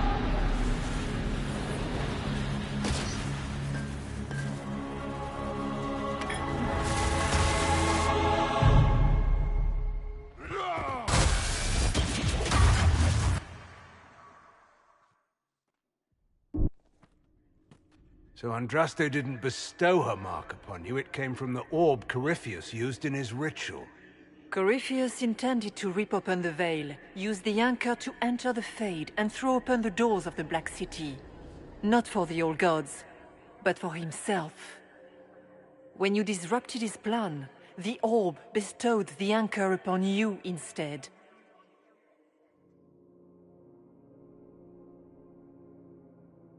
So this was what? An accident? A random ricochet in the middle of a fight? And if it was? If it was, then neither the Maker nor Andraste were in any way involved in this. I'm just... If you believe in the Maker, then you believe he made this world, and everything in it, including your accident. And if you do not, then nothing has changed. You cannot escape the lair of the nightmare until you regain all that it took from you. You have recovered some of yourself, but now it knows you are here. You must make haste. I will prepare the way ahead. Is there a problem, Hawk? I wondered if you might be concerned about the Grey Wardens holding the Divine in that vision. Their actions led to her death. Corypheus had clearly taken the Warden's minds. You yourself have seen them do this. In any case, we can deal with that after we escape. Oh, I intend to. Could that truly have been the most holy? I doubt it. Our survival here is miraculous on its own. Whether she's a spirit or a demon, she wishes to help us. For the moment, at least. I'm less concerned with her than I am with the nightmare she mentioned. It's nothing like me. I make people forget to help them. It eats their fears. I don't know if I could do that, but I don't. I don't want to. That's not me. Relax, kid. I don't imagine anybody seeing much of you in the nightmare. Sounds like it preys on fear. Stealing people's memories. That's low, even for a demon. Memories make us what we are. A monster that takes them away. I don't want to think about that. After its corruption of the Wardens, I'll see it pay.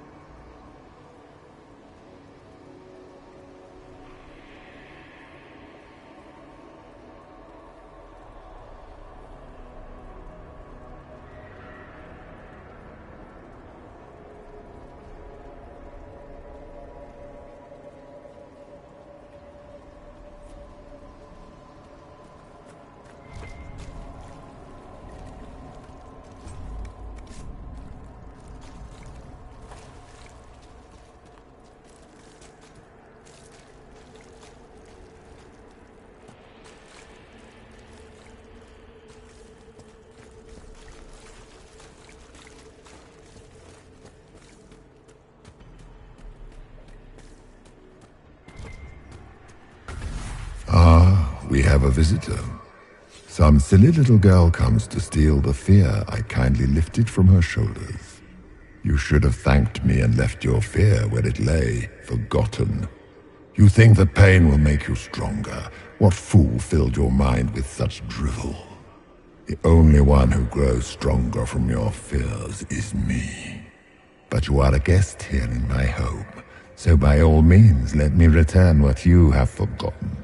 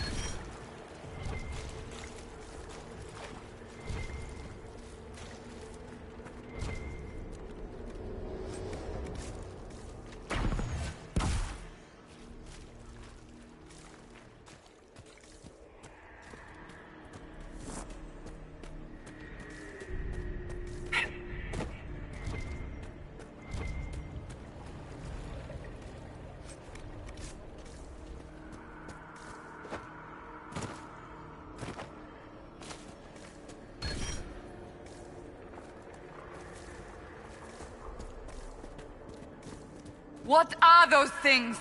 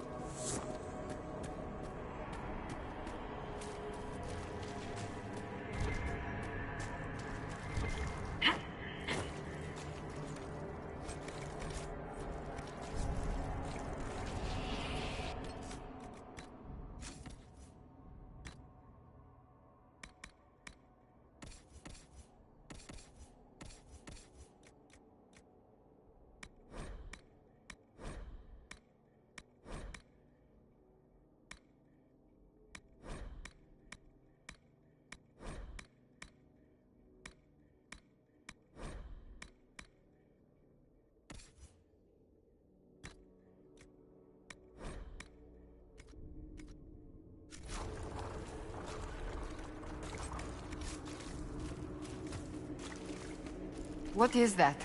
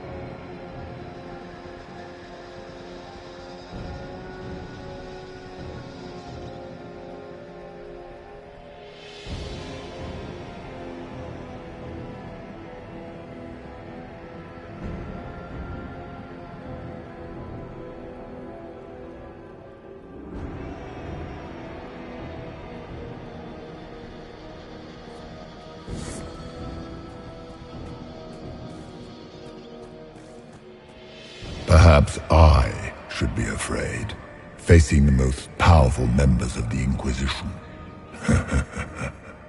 Are you afraid, Cole? I can help you forget, just like you help other people. We're so very much alike, you and I.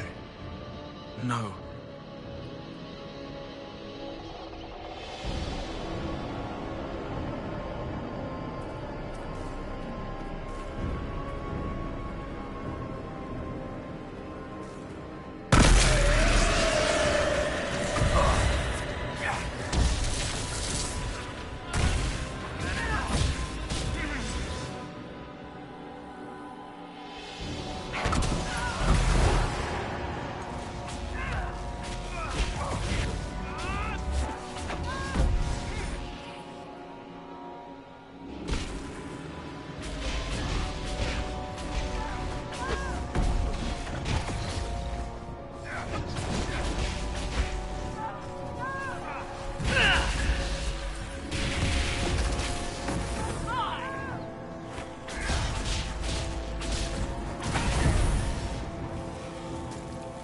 Once again, Hawk is in danger because of you, Varric. You found the red lyrium. You brought Hawk here. Just keep talking, Smiley.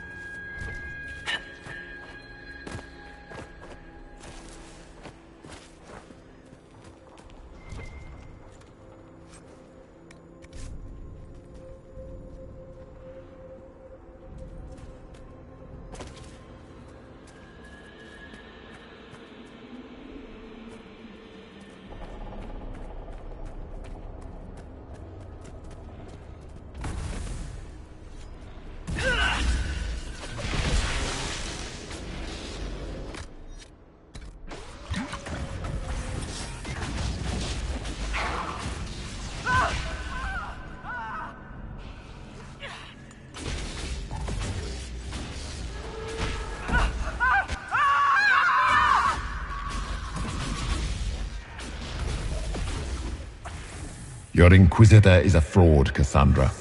Yet more evidence there is no Maker, that all your faith has been for naught. Die in the void, demon.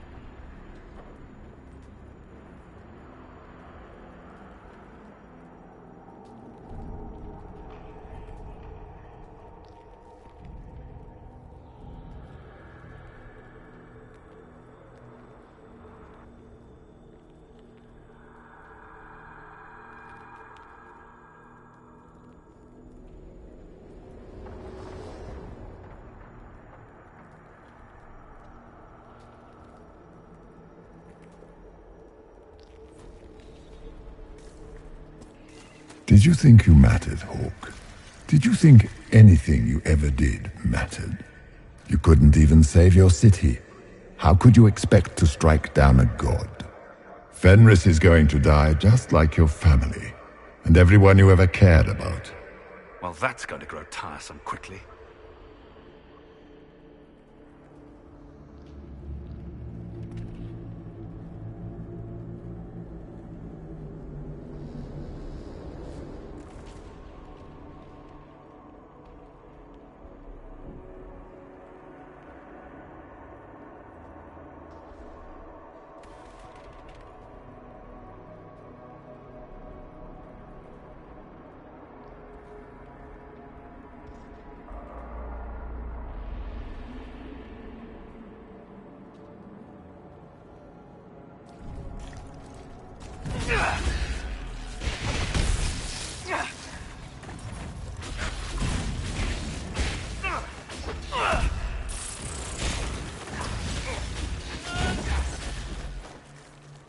small fears.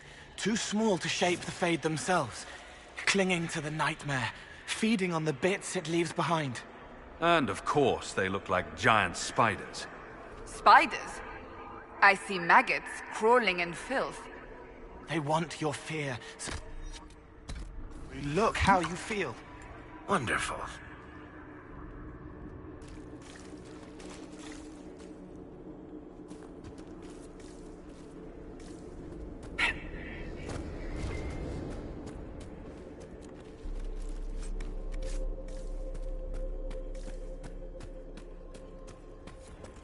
The nightmare is closer now. It knows you seek escape.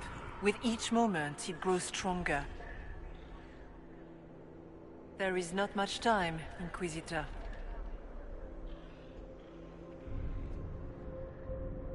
You must know what really happened at the Temple of Sacred Ashes. As must you. The answer lies in your memories, lost to the nightmare when you last walked the Fade. Or you could just tell me. Would you trust my words? Trust what you have seen. What can you tell me about this mark on my hand? You already know how the mark came to be upon your hand. As for what it is the needle that pulls the thread, as well as the key. I don't understand. It is the needle that passes through the veil, as little else can. You are the thread, and it is the key that locks or unlocks a door to the Fade. It lets you walk in the Fade physically, and survive. Without it, Corypheus must find another way to the Black City. It is part of you now, and cannot be removed without your death. So all of this is just a dream? Part of the Fade? It is not just a dream. The minds of mankind are made real here. Their hopes, their loves, and their fears. What changes their world also changes this one. And yours are footsteps that move mountains in both. Tread carefully, Inquisitor. This ground is more treacherous than you know. So can you tell me what you are? I told you. I am helping you. Yes, but are you her, or some kind of Fade remnant of her, or a spirit imitating her? Our world is never that simple. What if the answer is none of those things? Or all of them? I am what the Maker made me. The question is, are you what the Maker made you, Inquisitor? I was meant to become the Inquisitor. But what is the Inquisitor? And how will she change the world? You believe in your purpose, and that is good. That is your power. You still haven't answered my question. What are you? I am what you see. All other answers rest in you. Tell me why you're here. Why take part in this? After heaven, I hid here. I watched quietly, learned what I could, and searched for some way to help. And then you came. I don't know what that means. Corypheus and the Nightmare do an injustice to the world. You must stop them. Perhaps you were meant to stop them. Perhaps that is why I am here. I'd like to know more about the Nightmare. It is not simply fear. It is the terror you cannot remember, the horror your mind erases to protect you. When old memories no longer make the veteran soldier's hand tremble, it is because the Nightmare has taken them. Most people avoid their fears. It is simple for the demon to steal the darkest fragments. They forget, and it feeds. Corypheus has helped it grow monstrous. It makes people forget the worst parts of their fears? It almost sounds like the Nightmare is helping people. Perhaps it was, once. But now, it helps none but Corypheus. By his hand, it creates more fear and grows even stronger.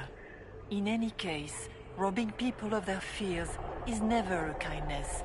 At best, it is a mistake born of compassion.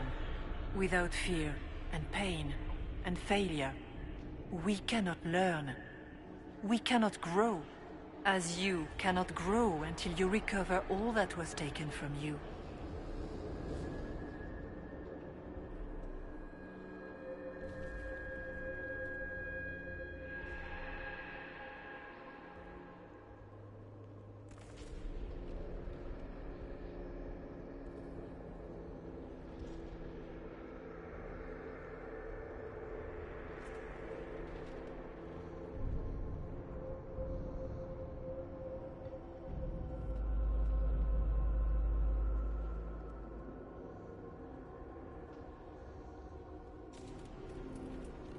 We should keep moving.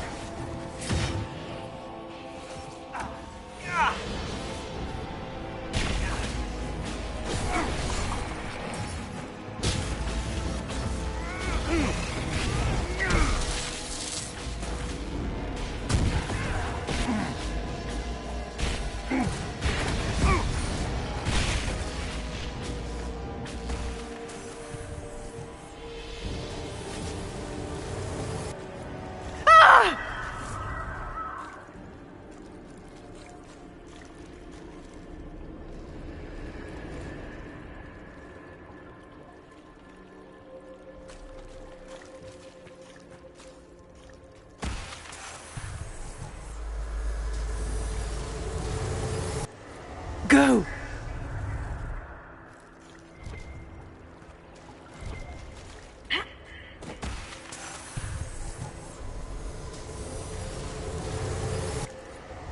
Keep running!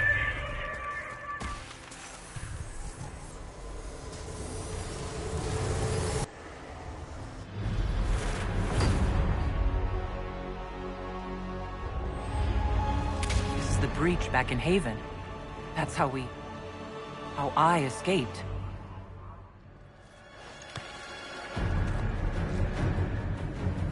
The demons! Keep running! Ah!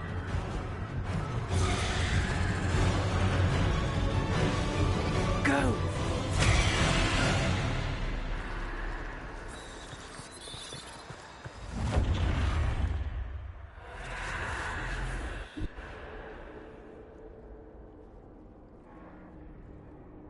It was you.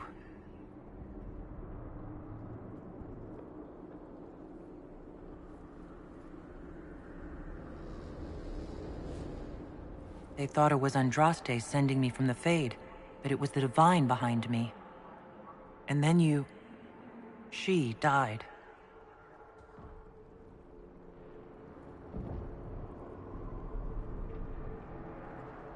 Yes. We've been following a demon, then. You don't say. I am sorry if I disappoint you.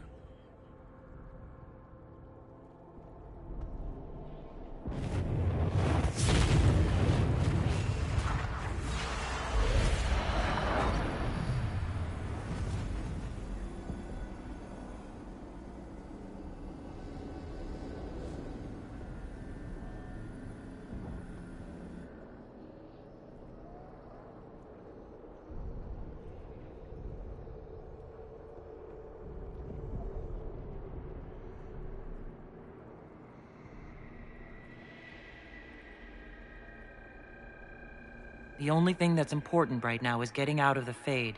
Whatever you are, you've helped us so far. What we do know is that the mortal divine perished at the temple, thanks to the Grey Wardens. Corypheus controlled them. We've discussed this already. This spirit has no further revelations. We should work on getting back to Adamant alive. Assuming that the Wardens and their demon army didn't destroy the Inquisition while we were gone. I see. Atrocities are your purview alone. You tore Kirkwall apart and started the Mage Rebellion. To protect innocent mages, not madmen drunk on blood magic. But you'd ignore that, because you can't imagine a world without the Wardens, even if that's what we need. The blood sings softly, it never stops, and then it's all they hear. We can't let them hurt more people. The Wardens are a risk. Send them away before they cause even more trouble. I don't know what to tell you. There are a few good ones, but an awful lot of the Wardens I've known went crazy.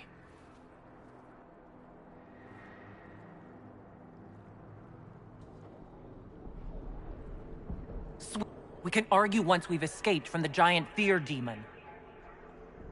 Inquisitor?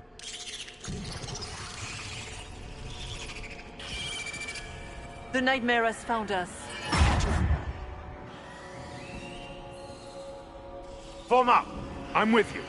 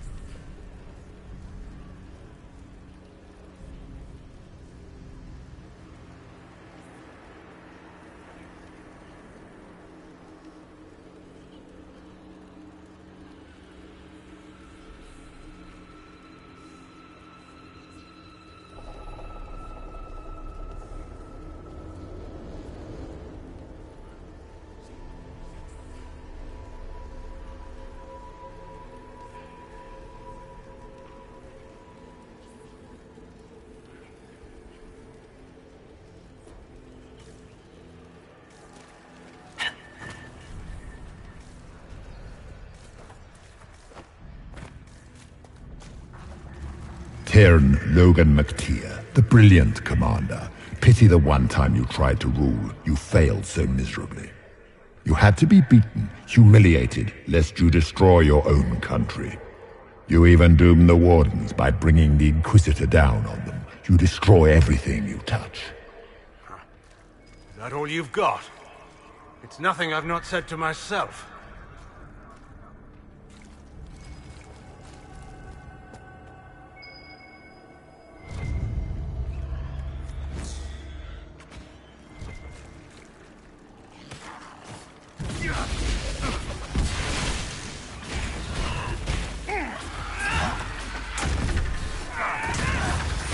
Make it take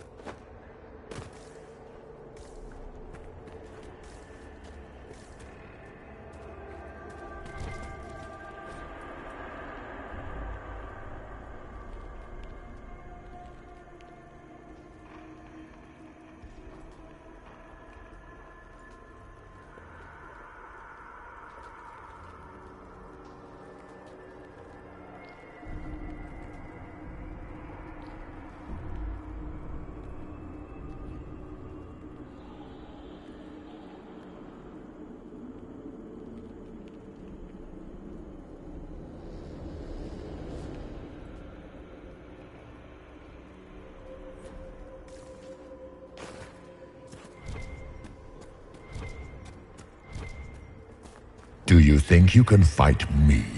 I am your every fear come to life. I am the veiled hand of Corypheus himself. The demon army you fear, I command it. They are bound all through me. Ah, so if we banish you, we banish the demons. Thank you. Every fear come to life.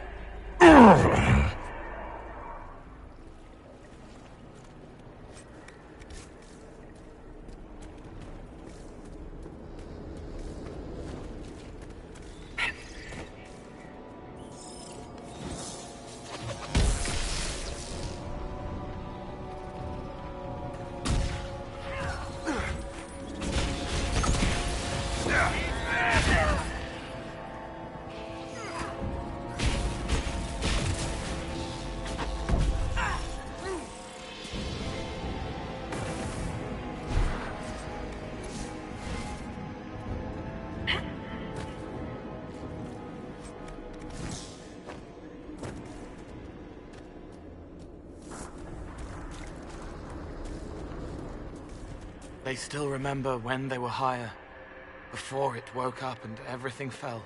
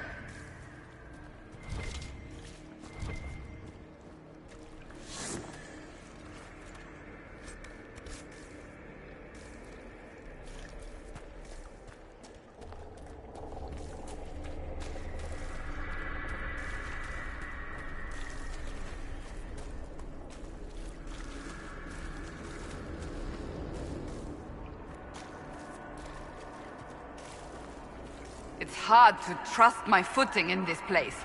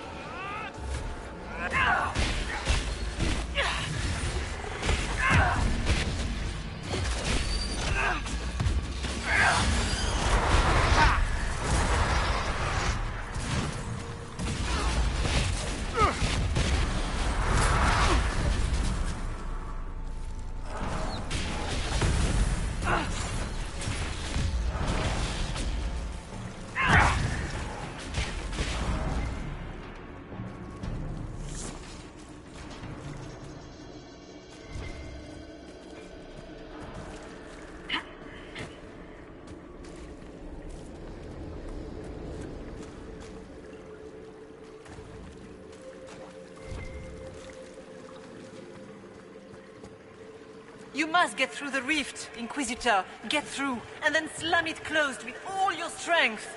That will banish the army of demons and exile this cursed creature to the farthest reaches of the Fade.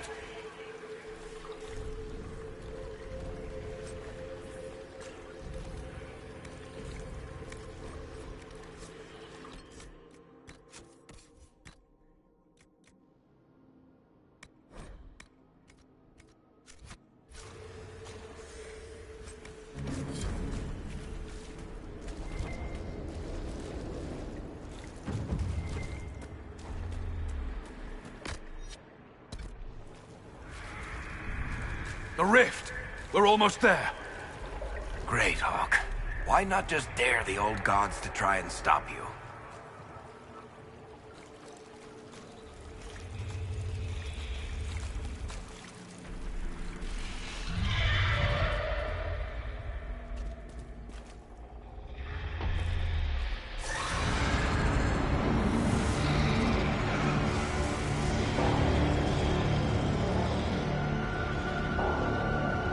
If you would, please tell Liliana. I am sorry. I fell for you too.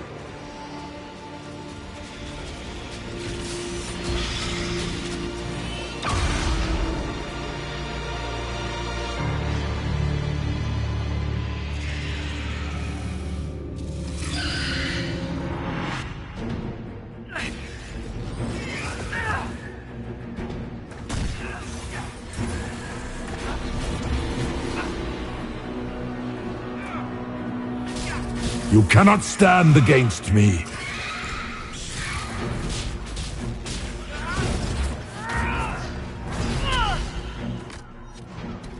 Falling back!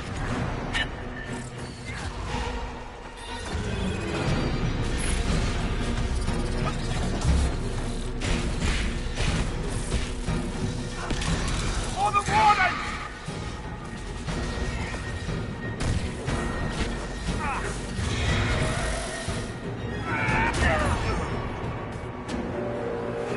You are nothing.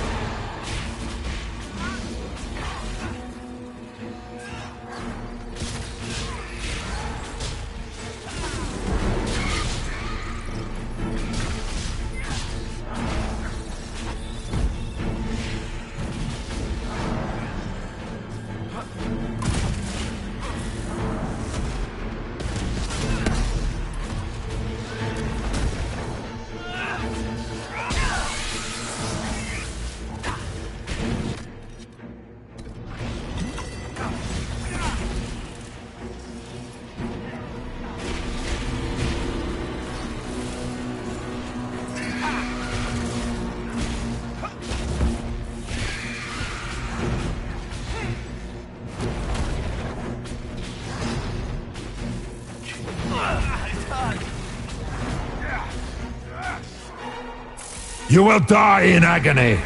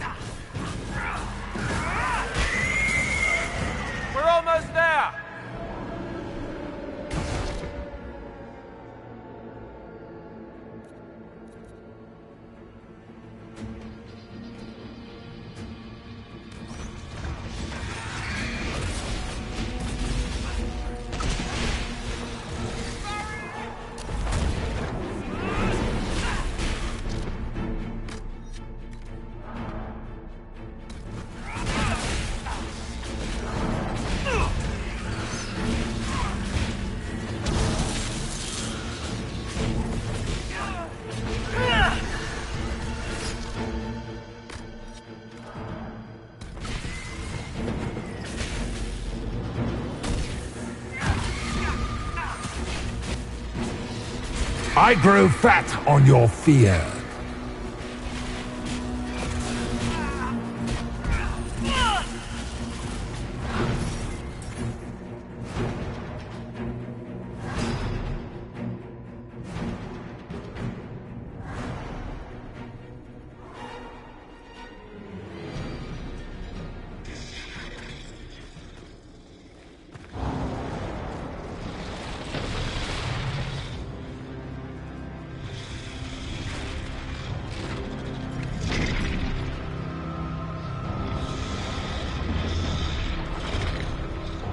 We need to clear a path! Go! I'll cover you. No, you were right. The Warden's made this mistake. A Warden must... A Warden must help them rebuild. That's your job. Corypheus is mine.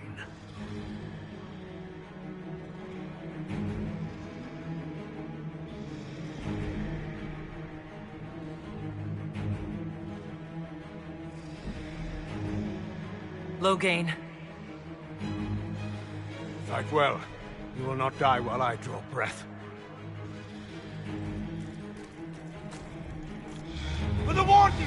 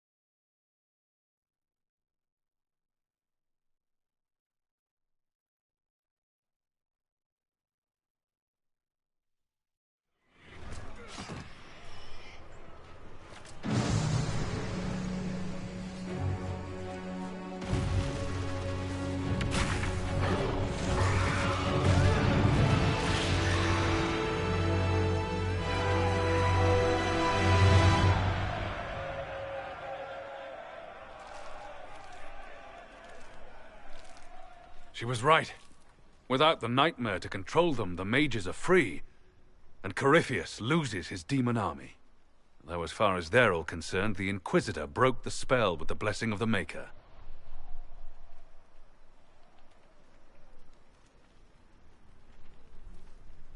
They came out of this alive. As far as I'm concerned, they can tell whatever stories they like. That's how legends get started. Or at least that's what Varric always says. Inquisitor, the Archdemon flew off as soon as you disappeared. The Venatori Magister is unconscious but alive. Cullen thought you might wish to deal with him yourself. As for the Wardens, those who weren't corrupted helped us fight the demons. We stand ready to help make up for Clarel's tragic mistake. Where is Loghain?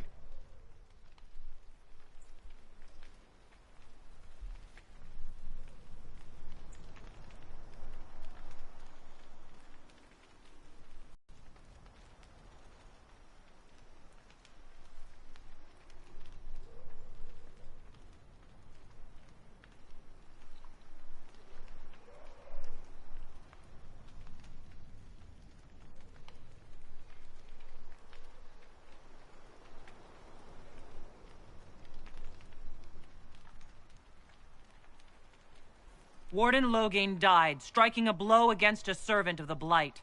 We will honor his sacrifice, and remember how he exemplified the ideals of the Grey Wardens.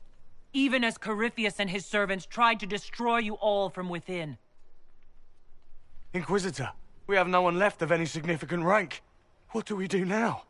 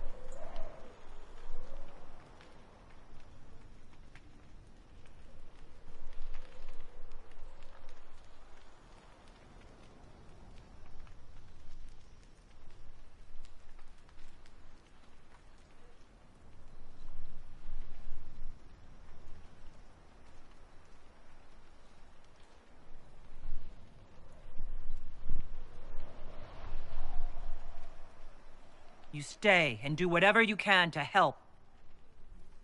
Loghain died for the ideals of the Wardens. In war, victory. And we are still at war. Do you believe the Wardens can still help? I do, your worship. You're still vulnerable to Corypheus, and possibly his Venatori. But there are plenty of demons that need killing. After all that, you give them yet another chance? But they hurt people. While they do that, I'll inform the Wardens at Weishaupt what's happened. Best they not get caught off guard. Thank you, your worship. We will not fail you.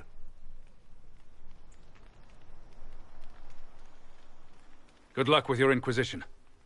Try not to start an exalted march on anything. And take care of Varric for me.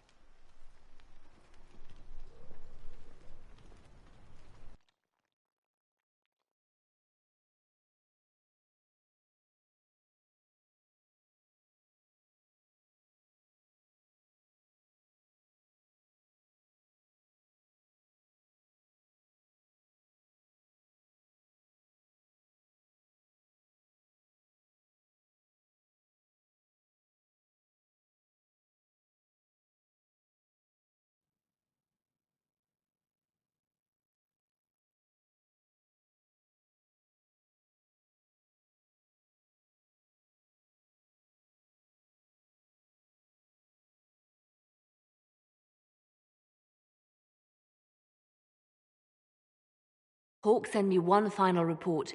He's on his way to Weishaupt. As for the Grey Wardens, they are fighting demons and Red Templars while staying clear of Venatori. You dealt Corypheus a significant blow, Inquisitor. The Grey Wardens carry respect in other nations. If we spread word that the Inquisition has their support... We may gain standing with nations that have suffered under the Blight. I will take the matter to Josephine. You took an army from Corypheus, but that will matter little if Orlais falls into chaos. All arrangements have been made for the ball in Halam Shiral. Let us know when you are ready to proceed. Remind me what we know about the plot against Selene. The Venatori are planning some kind of attack on the Imperial Court. Corypheus may even be fueling the conflict between the Empress and her cousin, Grand Duke Gaspard. If we warn Selene, she may prove a most valuable ally against Corypheus.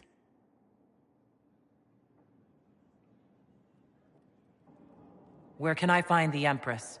She's holding a grand masquerade ball at her winter palace in Halam Shiral. Your invitation has been arranged. That is where the Venatori will strike. Speak with us when you are ready. What was she like? Divine Justinia, or her soul, or the spirit that took her form. I read your report. I know it isn't clear, but...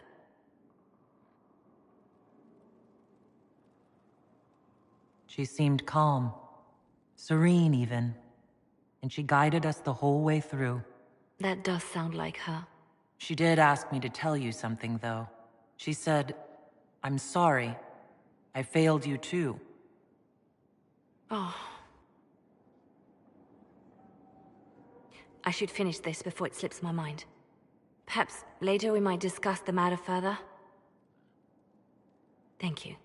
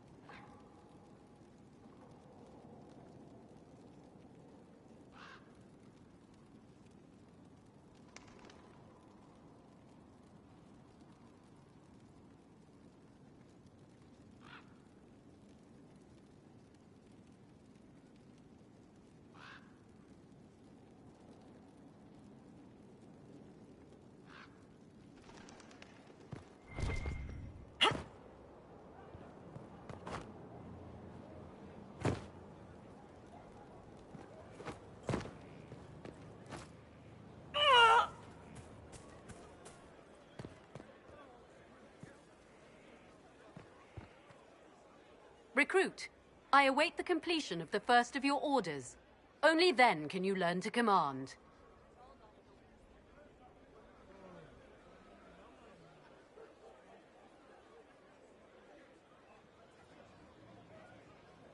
I'm ready. You have your instructions.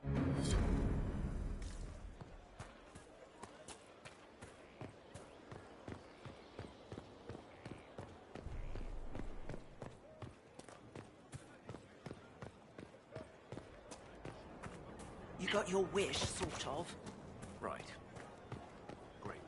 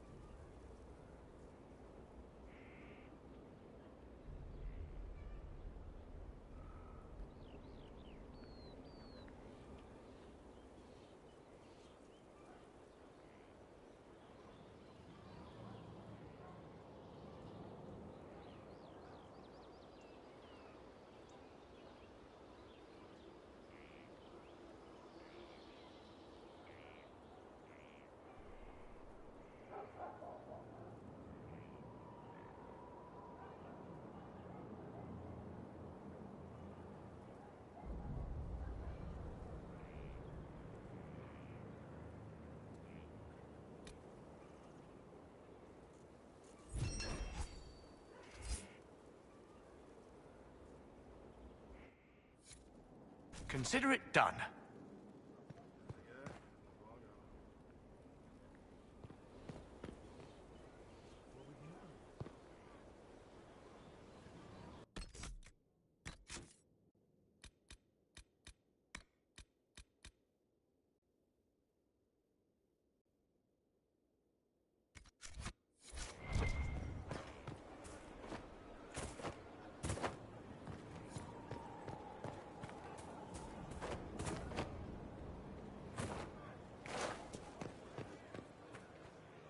You have completed the order.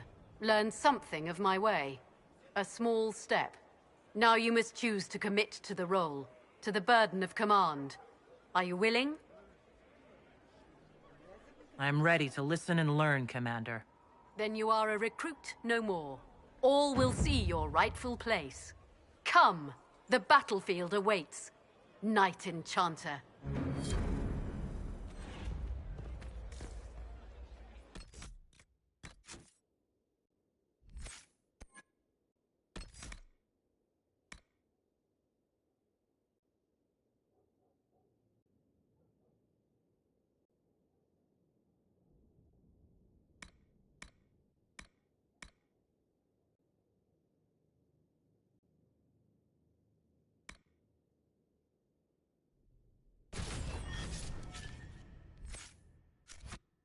Soldiers make me nervous. Sitting around here, tempers get short, and fighting. I saw one soldier reach for his belt like he was going to draw a dagger on the man he was arguing with. I was lucky he'd lost his dagger, or there'd have been